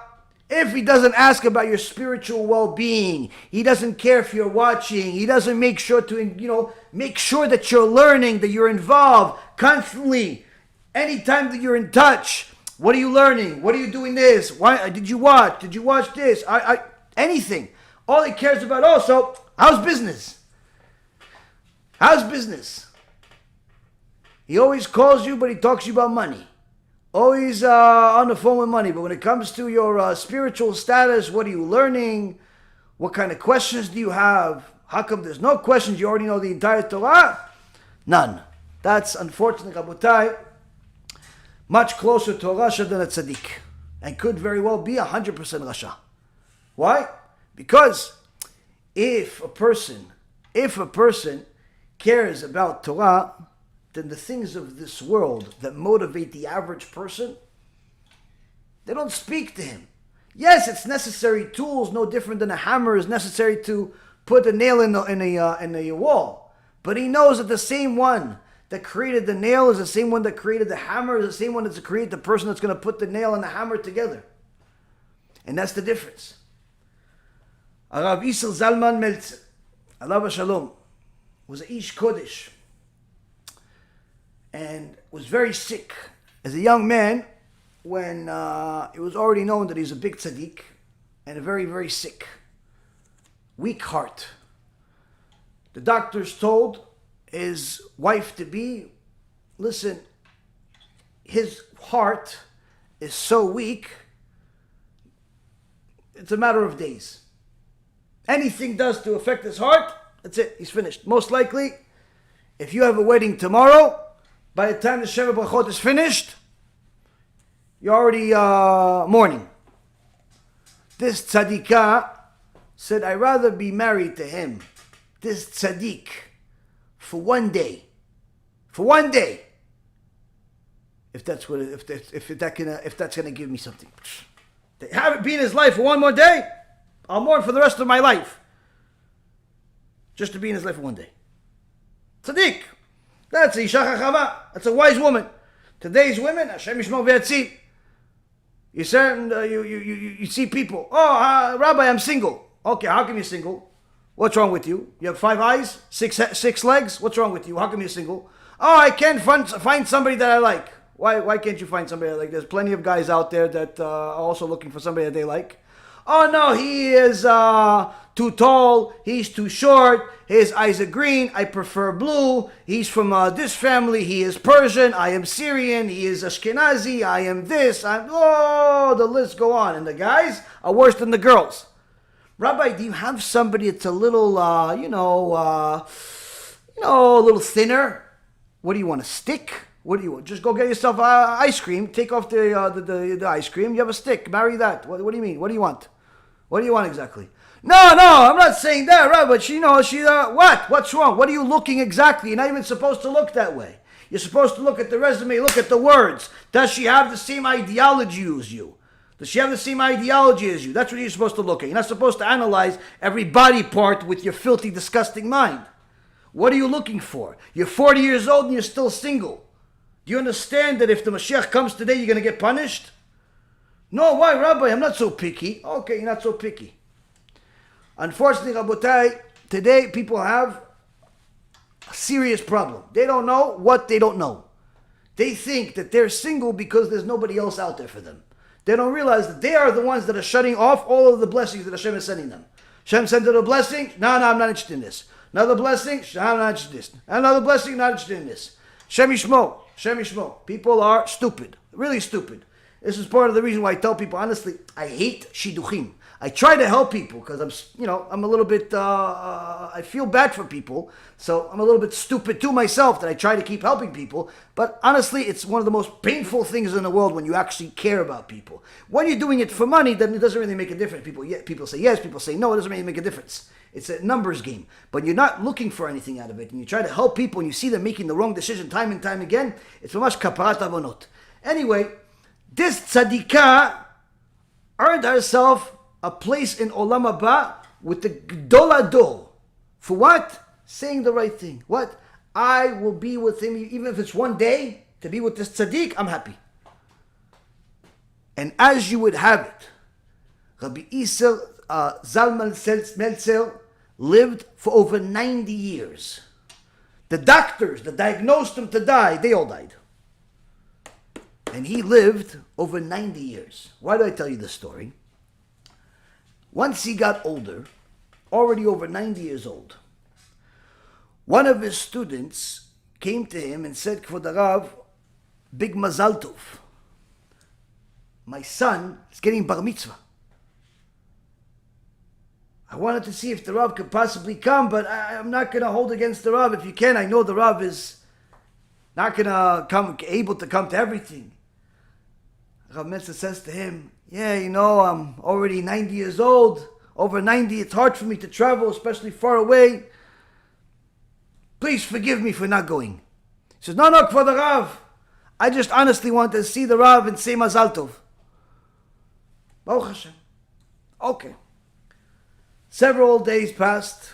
The day of the event arrives. No one is expecting Rav Meltzer to show up.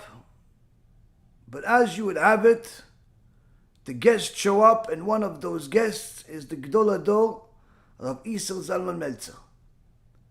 Immediately, the Abba, the father of the Chatan, of the Bar Mitzvah boy, runs to the Rav. He goes, Kvod Rav, what are you doing here? I knew that you're not going to come. I didn't expect the Rav to come. So sorry, I bothered the Rav. That he felt the obligation to come. He goes, no. I didn't feel the obligation to come for you. I had to come because I owe a big akarat tov to the Chatan.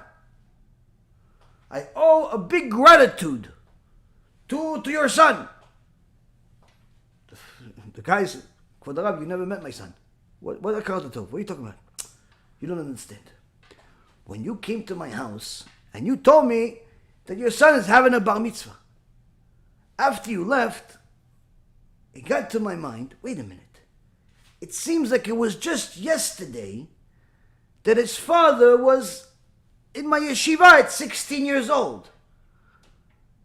Oh, already he's having kids and his kid is 13 years old like it was yesterday. Oi, to me, I need to do tshuva. Time is flying. It's like yesterday. Time is flying. I need to do tshuva. So now, your son woke me up and helped me, and now I can do tshuva. It's because of your son that I did tshuva. So I owe him a big gratitude. I have to say thank you. That's why I had to come. That's why I had to come, because your 13-year-old son reminded me that time flies. So I had to go on a bus from 60 years ago, 3 hours in buses, as a 90-plus-year-old man, to go say thank you to a 13-year-old because he helped me do tshuva. That's why I had to come. When a person thinks this way, or even remotely close to this way, nothing in the world that's of material can move them right or left. Because when a person is an Eved Hashem, serves Hashem, wants to publicize Hashem's Torah, wants to make sure that he himself, herself, serves Hashem and is constantly trying, constantly aspiring to be better, constantly looking to do better, but not just in accordance to himself, but also to help others around them. Not focusing on judging everybody else, rather firstly judging themselves. Such a person is more in line with the ways of the tzadikim. Because a person that thinks otherwise, when a person is constantly looking and sees that there is wrong in society, I did this for him and he didn't thank me, I did that for him and he didn't thank me, then you should know that already you were mistaken from the beginning. Why were you mistaken from the beginning? If you expect the world around you to thank you, to be grateful, that means already you think that everybody's tzadikim. That's mistake number one. They're not. It's a reality. It's a reality that the vast majority of the world are nowhere near close to even knowing the definition of what a tzaddik is. Because generally speaking, most people are looking at things based on their own self-interest. They're only going to come if it will meet their own interest, their own desire. They're only going to give if it meets their own interest, their own desire. They're only going to do this or that if it meets their own interest and their own desire. What about helping? Yes, help yourself. It's a very common statement. Help yourself. Yeah, but you just did business with him. I did business with him in order for me to get a profit. Yeah, but he profits also. Good for him to profit, but in reality, if he loses and I gain, I'm still happy. Why? Because that's business. That's the mind of a regular person. Self-interest. They'll go because they're looking to have fun. If that fun happens to also give pleasure to the bride and groom, good for them. But he's not going to really give simcha to the bride and groom. He's going to have fun. It's a place to go see some people you haven't seen in a while, go meet some people you haven't met before, go network, go laugh, get some free food, do a lot of things. So yeah, but you're going to a wedding, isn't that for the simcha of the bride and groom? Oh yeah, the bride and groom, right, they're going to be there too. In reality, he's not going to the simcha. She's not going to the simcha because she's going to the bride and groom. She's going to look for a shidduch. He's going to look for a shidduch. He's going to have a couple of drinks and have an excuse. He's going to, do a lot of things. The fact that it benefits somebody else is an indirect benefit, but is not of top concern. When a person is a tzaddik, he has no self-interest. Meaning, he's only going to go to the wedding for the sake of the mitzvah. He's only going to do the transaction for the sake of helping the other person. This is a world of difference between the two. So when you do different dealings with different people, and you assume that they're going to be grateful for it, you're assuming that they're all righteous people, and that they're actually doing it because they want to benefit you. That's mistake number one. It's simply not realistic to expect to be surrounded by a world of tzaddikim, because most people are self-interested. Doesn't necessarily make them wicked. It just makes them regular people. Wicked is if they want to harm you while they benefit. That's wicked. Normal is they want to benefit, and if you happen to benefit too, that's good too. But if you don't, they don't necessarily make the decision in accordance to your benefit, your profit or loss. They make it according to their profit or loss. The wicked make it according to their profit and your loss, meaning it's a consistent pattern. Whereas the righteous, it's your profit, period. And they benefit from your profit, meaning the fact that you profited is their profit. Rav Galinsky, alav shalom, was once asked by a certain person to help him. How can he help him? He says, K'vod Rav, I'm in dire straits. I need a loan to get restarted, but the Gemach won't lend it to me unless somebody vouches for me. And I need to borrow $5,000. But surely I'm going to give it back. So Rav Galinsky said, sure, okay, no problem. It's a mitzvah to help. Why not? I'll sign my name if that's all it takes to sign my name, and then you can get restarted and do everything. No problem. So Rav Galinsky signs his name, and the Gemach gives the guy the $5,000. And Rav Galinsky is the guarantor. But of course, again, the whole point is for the guy to give the money back. 2 years pass, and the Gemach calls Rav Galinsky. And he says, K'vod Rav, we have to get the money back. He says, what money? He says, the money the guy borrowed. He goes, yeah, but he borrowed it. Don't you have to get it from him? He says, yeah, we tried. And he said he doesn't have it, and that's it. He's not paying anything. He's not interested in paying. He says, too bad. So you guaranteed it. You have to pay. He says, okay, hold on a second. Let me talk to him. He says, sure, talk to him. And let us know. So Rav Galinsky calls this guy. Mamash menuval, despicable person. And the guy says to him, yes, K'vod Rav. He goes, yeah, listen, remember that $5,000 you borrowed? Yeah. No, so how about paying it? He goes, no, I don't have. Okay, you don't have, but maybe you realize that, I co-signed for you. I guaranteed it. So at the very least, why don't you, let's meet up and figure something out.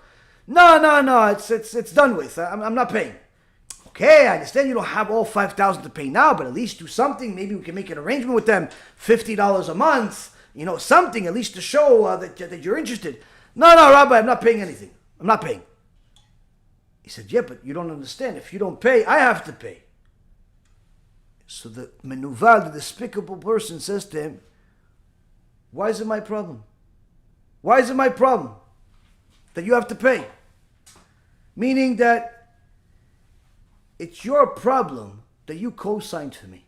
Who told you to do that? If I told you to jump off a bridge, you jump off a bridge? From the shock of this disgusting wickedness, Rav Galinsky couldn't even answer. He couldn't even respond.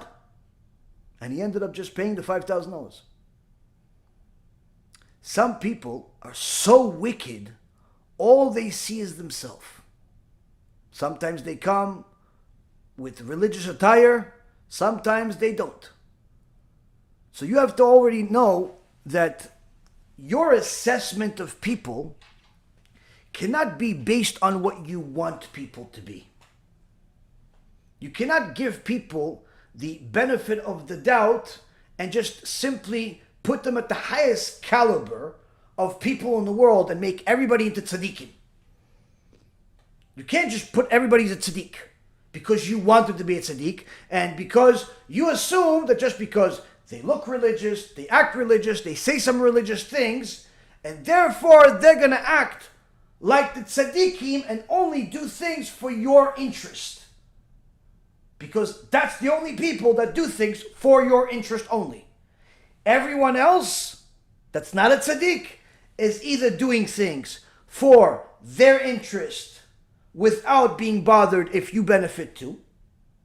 Meaning you could even call it a possible mutual interest, but nonetheless their interest is a priority. Or two, their interest and your loss. That's the wicked. You have your interest is priority only by tzaddikim. Mutual interest with a possible downside or upside, average people. Wicked, your loss, their gain. Now, the world has, the vast majority are the latter two, not the tzaddikim. So when you conduct yourself with people, if you are expecting people to act like tzaddikim, that they're only doing this to help me, it's your fault more than theirs because you misjudged. You assume that they are there to help you. They're not. They're there to help themselves. And maybe if they're decent, also not be bothered that you're actually benefiting too. To say that they're there to help you, that already puts them in a very high caliber, and you simply can't do that unless you have a track record. Unless you have a track record that you see that this person is a tzaddik. The Chachamim even have specific rules in regards to how to do an esped on a person that died. When they talk about the rules of modesty, when they talk about the different things that you say about somebody that died, you can't just throw words into the air and call this person all the compliments in the world. It actually hurts the person if they're not. So you have to understand is that to expect everybody to do like good by you, already you're putting them in a certain caliber. And if you push too hard, you're putting them in the wrong caliber, and that is going to be a life full of disappointment. I've told you guys time and time again, I've lived a while, Baruch Hashem, and I've dealt with thousands upon thousands upon thousands of people in my life. I've done business with all people with all walks of life, Jews, Gentiles, old, young, new business, old business, technology, finance, whatever you can name. I've done all types of things.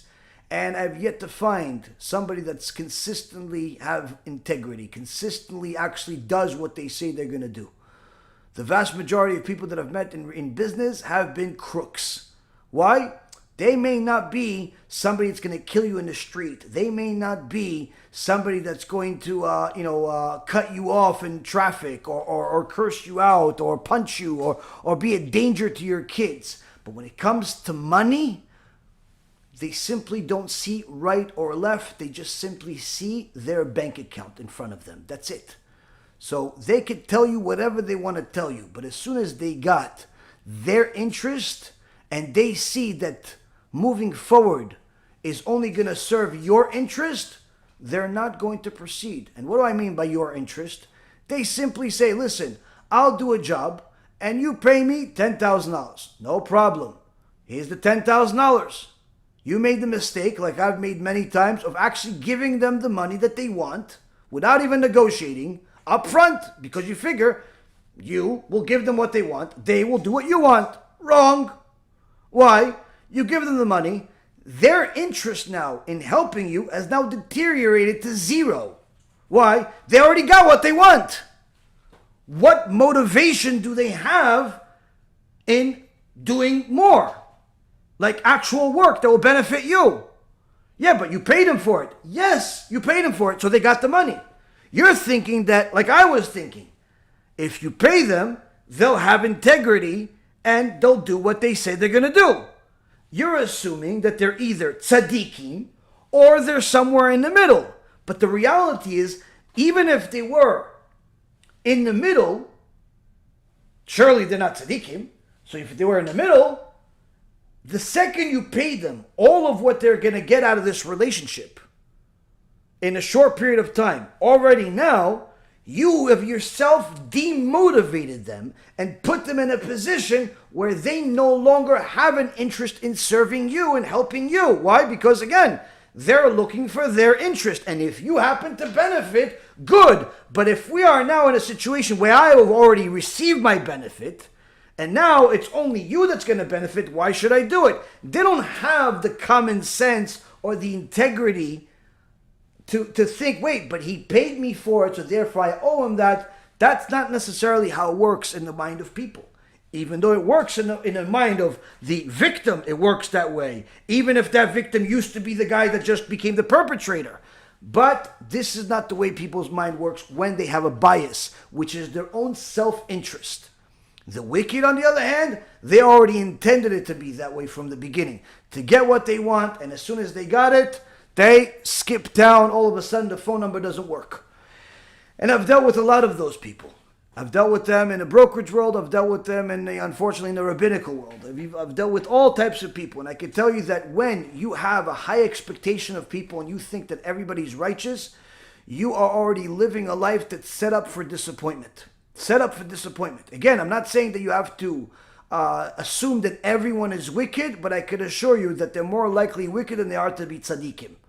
They're more likely wicked than they are to be tzadikim when it comes to money. So you have to be very careful. You have to be very careful to protect your interest. If you have a certain interest, protect your interest. Now, on the other hand, what if you are there to do a chesed, to do a kindness? To do a kindness, you're going to lend somebody money, give somebody a ride, give somebody a gift of some kind.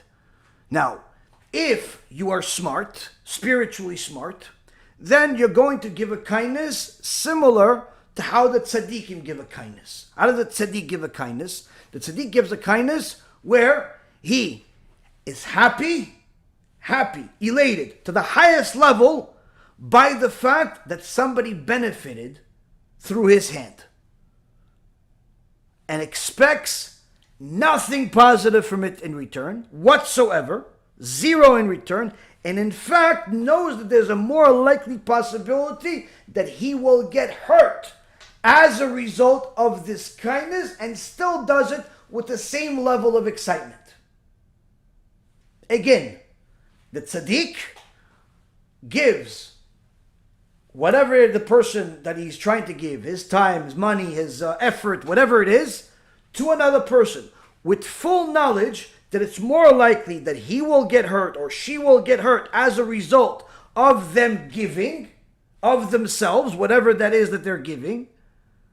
They're more likely to get hurt out of it, but yet they're still happy, excited, elated that Hashem used them to help another one of his creations. And expect nothing in return. Nothing. That's how the tzaddikim give. Of course, most people are not like that. Most people at best are, I'm going to do good to you. You, if you have the opportunity to do good for me, you should. But at the very least, don't do bad by me. That's the average person's expectation, I would say. Some people, wicked people, I'll do good by you. You owe me the rest of your life. I'll give you a gift. I'll give you a ride. I'll give you whatever it is. And for the rest of your life, I'm going to remind you that I helped you. That's a wicked person. That's a person that is literally like a curse. Like a curse. And unfortunately, many of those exist in the world. Many of those exist in the world. Where there are people out there where they will do something to help you in some way. Not necessarily because they care about your well-being. More times than not because it's simply easy for them to help you. You need a job, they need employees.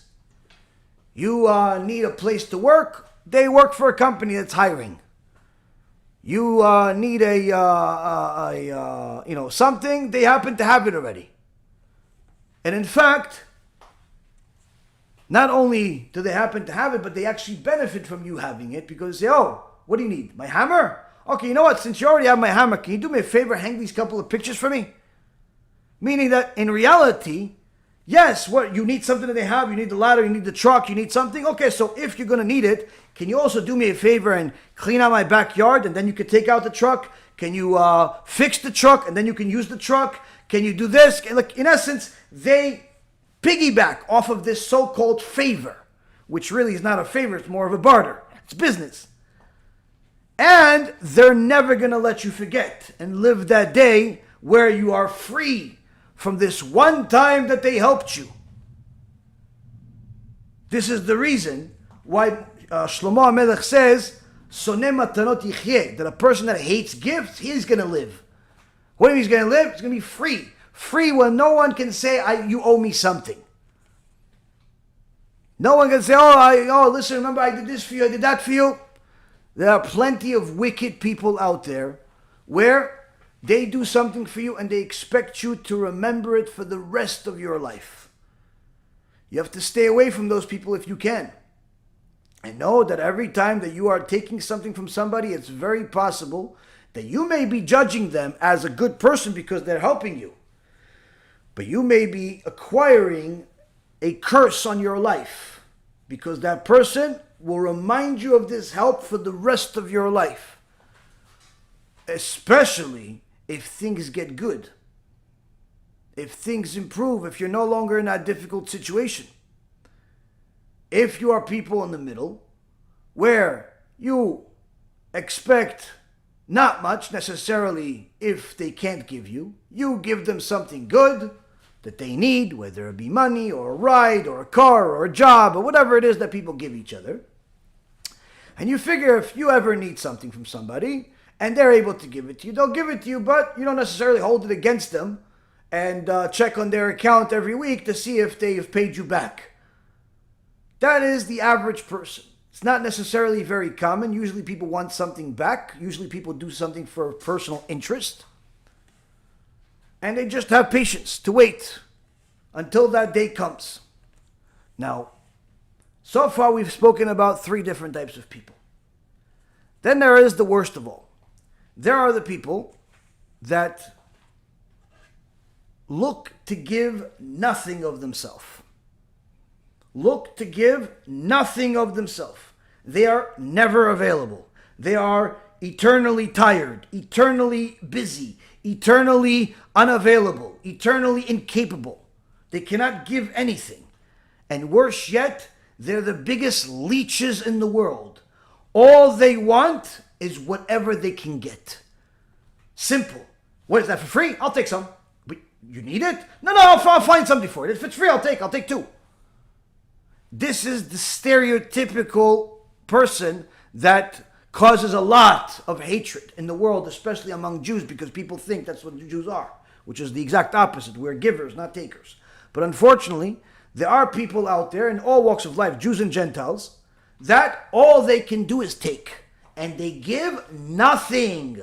They produce nothing. They're good for nothing. Why? Because they believe in their warped ideology that the world is indebted to them for their existence, because they exist in the world, because they have a brain, because their mouth works when they open it, because they move, because they go to the bathroom, because they could, do all types of things in their mind. These are egotistical people, wicked upon wicked, wicked son of wicked. And unfortunately, they're also plentiful.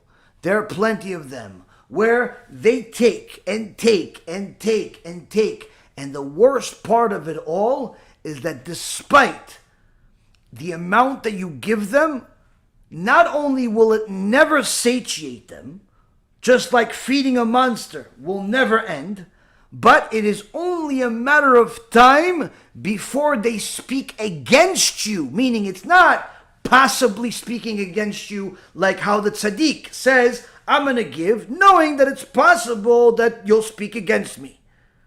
Possible. Not necessarily guaranteed. Possible you'll say thank you also. No. In this case, with those wicked, those are the worst people on earth. Why? Because they're not only going to take forever, whatever they can get, however they can get, whenever they can get, but not only that, you can never give them enough, and the second you do not satiate them, they become the worst enemies on planet Earth against you, against the person I gave them the most. Worst enemies out there. All of a sudden, you are the worst. All of a sudden, you are the Hitler of the world. How? I didn't do anything.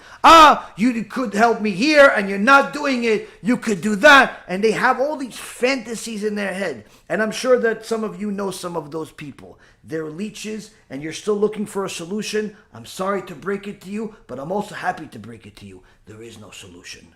Those people are going to be those people. And the only thing that can break them is HaKadosh Baruch Hu himself. Literally, HaKadosh Baruch Hu has to break those people in order to literally put the pieces together and maybe make them into something normal. Other than that, they will never change. They will be the same miserable, rotten people that are good for nothing and can only take nothing else. They cannot produce anything other than animosity, ungratefulness, and guess what? They're also good for you.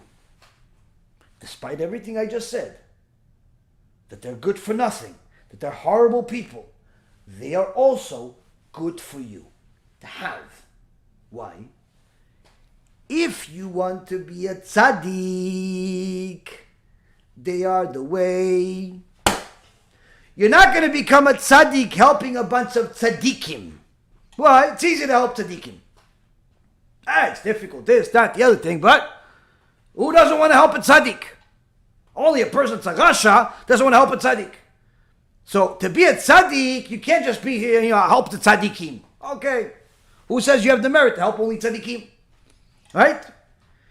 To be a tzaddik, you can't help a bunch of normal people. Why? Because the world is not just full of normal people. There's also a bunch of people that are less than, and there's also wicked people. So to just think, oh no, I'm only going to help the decent people, that's wishful thinking. Wishful thinking. In reality, you're going to have some decent people, hopefully. Maybe you'll have the merit to have a tzaddik in your life, or two or more. Most likely lesser than more, but nonetheless, if you have the merit. And then you're going to have some wicked people, and then you're going to have those rotten, horrible, or horrific people. You're probably going to have one of those. That's the key. That one is the most likely opportunity for you to become a tzaddik. Why? Why, Rabotai? Says the Reshit Chochmah, 500 years ago. 500 years ago, Rabotai Karim, the same Reshit Chochmah we've quoted for many things regarding to punishment and so on. He also talks about other things. Higher levels of Kedusha. How a person could get to the highest levels of Kedusha, how a person get to the highest level of Yirat Shamayim, how a person get to the highest level of Ahavat Hashem, loving Hashem, and so on. This is Kodesh Kodashim. Rabbi Eliyahu Vidas was Kodesh Kodashim.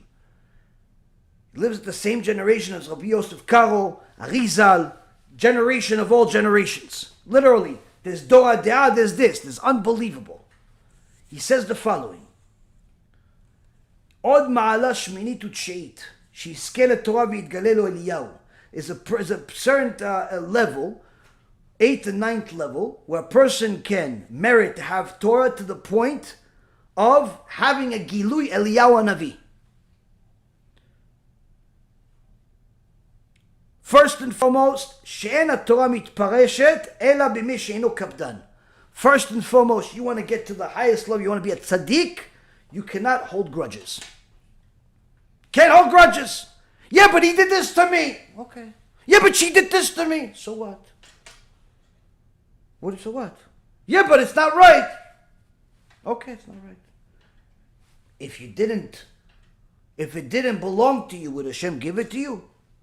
What do you mean? Why do I deserve bad? You should know that, not me. I don't know. You should know why you deserve it. I can help you, tell you what things cause bad, but you should know why you did bad. Only you know what you did. But you should know also, if you got bad, surely it has your name on it. Surely it has your name on it. Like one of the tzadikot that lost our husband, our tzaddik husband in the last week. A tzaddik husband she lost from one of these terrorists, these Arabs. Murdered our husband cold blood. He was protecting the baby. He went to take Avrech, took his baby outside for a walk to help his dear wife. This terrorist, Imach Shimo v'zichro, kills him, tries to kill the baby. He covers the baby, protects the baby, but he himself dies. When they see the tzaddikah wife, of course the news tries to get whatever juice they can. But the tzadikah wife says, what a kiddush Hashem, what she says. She's crying hysterical from the pain of losing our dear husband. But she says the emet. Every bullet has a name on it. That's what we believe in. No such thing as my husband dying because of the Arab. HaKadosh Baruch Hu decided it's the day that my husband's going to die. Whether it was going to be a bullet or something else, HaKadosh Baruch Hu decides. But every bullet has its name on it. Don't think it's the terrorists that are killing. They're just tools that Hashem uses to help us do tshuva. So a person that gets bad, she did something to you, she yelled at you, she took from you, he took from you, he did this to you, he did that to you, that's HaKadosh Baruch Hu himself talking to you, saying, Booby, you're not listening to me. Why do I have to slap you? Why do I have to hit you? Why do you make me do bad things to you to get your attention? I asked you to do tshuva. I asked you to learn Torah. I asked you to give. I asked you to do good things. And what do? Some things, not good things, some things. Some are good, some are not so good. Whatever fits your interest. I told you I'll give you 100% so you can give. For the Torah, at least 10, 20%. What do you give? You give some things. I told you I give you 24 hours so you can learn a few hours. What do you give? Half hour here, half hour there, some things. I told you for Shalom Bait, what do you say? I bought a bite. You have a bite, you have a house, but Shalom in the bite. Yeah, there's Shalom in the bite when your wife is not home. Or when you're not home. Whenever one of you is not home, there's Shalom Bait. I told you to bring kids to the world. What do you bring? You bring kids, but you are never there in their life. You don't want to be in their life. You want to take a vacation without them in your life. Ooh, what? You know how to bring the babies, but you don't know how to be a father. You don't know how to be a mother. Shem Yishmo V'Etzim. I told you to be a part of the community, but you became a socialite. Oh, he goes to the synagogue. When did you pray? Oh, we're here to pray? I thought it was an event. Yeah, it's called Shabbat. To pray and then go home and eat, not to come socialize. So a person that doesn't realize why he's here in the world, HaKadosh Baruch Hu sends him signs. Where is he going to send him signs? From Hezbollah? Where's he going to send him signs? You don't want it from Hezbollah. Where's he going to send it? He's going to send it from your wife, he's going to send it from your husband, he's going to send it from your kids, he's going to send it from your co-worker, from your chavruta, he's going to send it from people that are close to you. Different signs, different pinches. Why? So you get the message. HaKadosh Baruch Hu wants more. He's trying to purify you. Why? Mashiach comes, no more tshuva. Mashiach comes, no more tshuva, Rabotai Karim. You don't understand what's happening in this world. HaKadosh Baruch Hu is starting to refine us. Refine us. Whoever is not refined to a certain level will simply be eliminated. Those that are refined to a certain level will be refined even further, like HaKadosh Baruch Hu refines gold and silver, Shem Yishmo. So get used to this. The pain is supposed to refine you to get you to a better level. To get you to a better level. So you are complaining about he did this, he did this, he did this, he did this. You don't realize it's all because of you. It's not because of him. He's just being used as a tool. So how is the bad guy good for you? The bad guy. First of all, you were supposed to get training, not to get mad, not to hold a grudge. Why? Because all HaKadosh Baruch Hu, you're supposed to know where everything is from. Everything is from HaKadosh Baruch Hu. Everybody in your life is messengers. Messengers. The bird, the cat, the dog, the rat, the neighbor, the father-in-law, the mother-in-law, the co-worker. Everybody's a messenger. Everybody's a messenger. Messenger to give you a status update. Just like you check your status update of your stock portfolio, you check a status update of your bank accounts, take a status update of your clients, who's paying, who's not paying, status update of all your leads, status update of all the different things you want or don't want, status update. HaKadosh Baruch Hu has status update. He has all the things in your life, status update. Where do you stand? You have good. You're doing good. You have bad here and there. Fix that. Why do you know what to fix? Whatever hurts. Rabbi Chaim Volozhin says, HaKadosh Baruch Hu gives us specific punishments to tell us what hurts is what you need to fix. Or else, if it wasn't that what hurts is what you need to fix, there would literally be no purpose for the punishments that he gives us in this world. Meaning, if you have a headache, it's because it's something to do with your head. You thought something inappropriately, you're reading something inappropriate, you're doing something with your head. If your arm hurts, something with your hands. If your leg, something with your legs. It could be now, it could be in the past that you haven't fixed yet. Needless to say, if it hurts, that's what you need to fix. That's what you need to fix. So get to the point then, Rabbi. What's the bad guy good for? Ooh, the bad guy. The good for nothing. The one that's going to torture you. He's the best for you. Why is the best for you? If you want to be a tzaddik, what a present that HaKadosh Baruch Hu is going to give you. He's going to give you someone that's mamash a neshech. Someone that's like a snake, all he wants to do is bite and eat for no reason whatsoever. That guy. But only after you will know how to deal with the rest of the crooks out there. Not if all your friends are all criminals, that's not necessarily a good sign. If you have some decent people, but you also have some crook,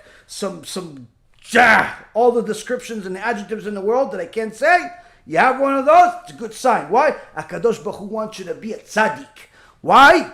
Because the Reshit Chochmah brings Rabbi Yosef Giketilia, who says, כי האיש אשר ידבנו ליבו לתקן מידותיו וליישר דרכיו במעשיו, that a person who in his heart yearns to fix his midot, his character traits, and straighten all of his ways and actions, ולרדוף אחרי הענווה בתכלית השלמות, and to chase after humility, with aspirations of being complete. Liot aluv velo ya'alov, to be the one that is shamed and not the one that shames. Shomea cherpato velo yashiv, he hears those that complain against him and doesn't respond. Miyad tishre alav השכינה ולא יצטרך ללמוד מבשר ודם כי רוח אלוהים תלמדנו. עד כאן לשונו ינו. He says, if he gets to this point where he is yearning to chase, to fix his midot, to fix his actions, to chase after humility, to chase to be complete with HaShem, fix everything that he possibly can, to be the one that is shamed, meaning no matter what he gives, people go against him. No matter what he does that's good, people go against him. He hears people embarrass him, he doesn't respond. When he does it to the level that he needs to, he gets to a certain level, immediately the Shechina, HaKadosh Baruch Hu Shechina, goes on him. And he will no longer need to learn from any human being. Why? HaKadosh Baruch Hu's Ruach HaKodesh comes on him and he becomes his chavruta. He becomes his chavruta. You don't need to learn from anybody anymore. Why? HaKadosh Baruch Hu is with you. Now, maybe Rabbi Yisrael Zalman Meltzer, maybe Rav Ovadia, maybe Rav Kanievsky, maybe these tzadikim had this Ruach HaKodesh with all of the extraordinary stories that they lived. And perhaps we're never going to reach that level of Torah and so on. With everything that they did, we can't even reach the dust under their feet. But we can at least aspire to. We can at least aspire to, and even if we know that right now I can't even see that far, I can't see myself getting all this stuff that you're saying. It's not even related to me. I'm just trying to keep Shabbat. I'm trying to not fight with my wife or my husband. Okay, fine. But at least it gives us some tools that we can use. One, look at your expectations and see if you're setting yourself up for failure, setting yourself up for disappointment. Two, know that whatever trouble you have, it's HaShem talking to you. And three, if you have somebody that's really, really hurting you, that's simply HaKadosh Baruch Hu giving you an indication of how much higher you can get in your avodat Hashem. And if anything, that's a compliment. Because HaKadosh Baruch Hu is saying, I want to be your chavruta. BeEzrat Hashem, this too will give each one of us chizuk to be able to use all of the things we learned from the Torah and its sages to simply operate our lives. Overcome the difficulties, overcome the difficulties that are from within, overcome the difficulties that are from without. But nonetheless, use the Torah as the navigation, use the Torah as the instruction set, use the Torah as the number one and only tool that we operate in this world in order to bring nachat to HaKadosh Baruch Hu, and of course, in the end, have all the greatest reward, both in this world and the next. Be blessed, everybody. BeEzrat Hashem, we'll learn again later this week. Baruch Adonai Le'olam. Amen v'amen.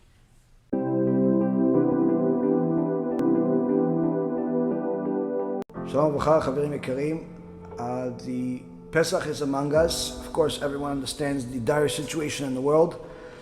But from our perspective, the most tragic situation right now is that we have tens and tens of millions of dollars going to foreign countries to help some people that may or may not be our friends and our brothers, may or may not be Jewish, while our own brothers that are, verified our brothers in our backyard, in Eretz Yisrael, in the Frum communities, in Bnei Brak, in Tel Zion, in Yerushalayim, in Netanya, in literally every part of Eretz Yisrael are struggling to make ends meet with the skyrocketing inflation in Eretz Yisrael, with the abuse by the government, and more than anything else, by the lack of concern of some of the donors that are out there, where a lot of the money is going to help Ukraine and help a lot of other causes, while the world of Torah and the world of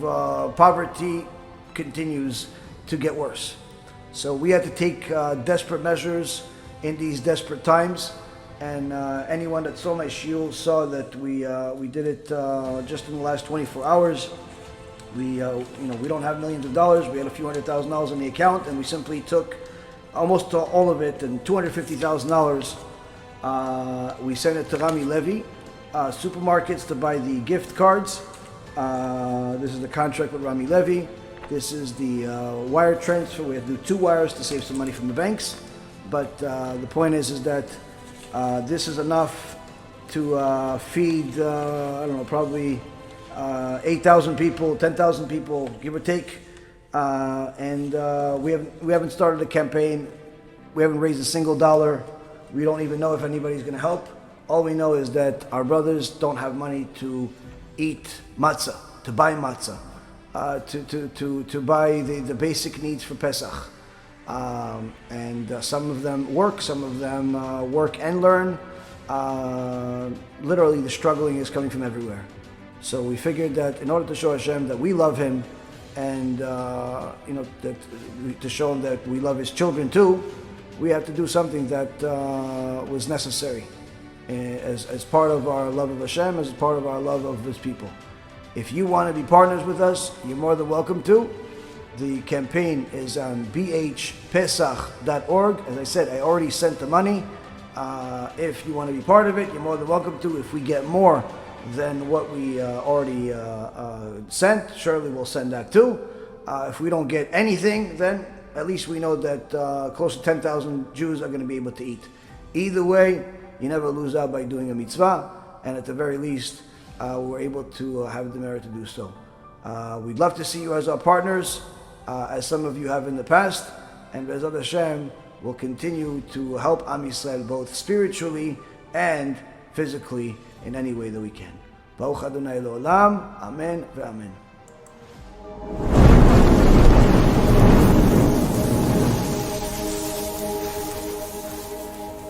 אחיי ואחיותיי היקרים, אנחנו נמצאים כמה ימים לפני חג הפסח של שנת תשפ"ב.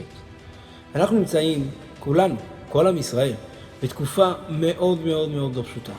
לא רק שזה אחרי הקורונה ואחרי כל הסכנות שהיו בחשש ההידבקויות הנוראות, התחילה תקופה של פיגועים בארץ ישראל. לצערנו התקיים בנו הפסוק, מחוץ תשקל חרב ומחדרים אימה. אנשים מפחדים לצאת לעבוד, אנשים חוששים. כלל גדול לימדו אותנו חז"ל, ותפילה ותשובה וצדקה מעבירים את רוע הגזרה. יש לכם הזדמנות כאן לבוא ולעזור למשפחות נזקקות, משפחות של בני תורה, משפחות של אנשים צדיקים וישרים, שארגון בעזרת השם החליט לבוא ולעזור להם לחגוג את הפסח כבני חורין. בואו והצטרפו אל הזכות הגדולה הזאת, והזכות שלכם בוודאי תעמוד לכם ולהגן עליכם ולשמור עליכם ועל כל אחד ואחת מבני משפחותיכם בכלל כל עם ישראל. כל הצדקה שנתרמת לארגון בעזרת השם הולכת 100% לנזקקים. אין עמלות, אין אחוזים, אין כלום.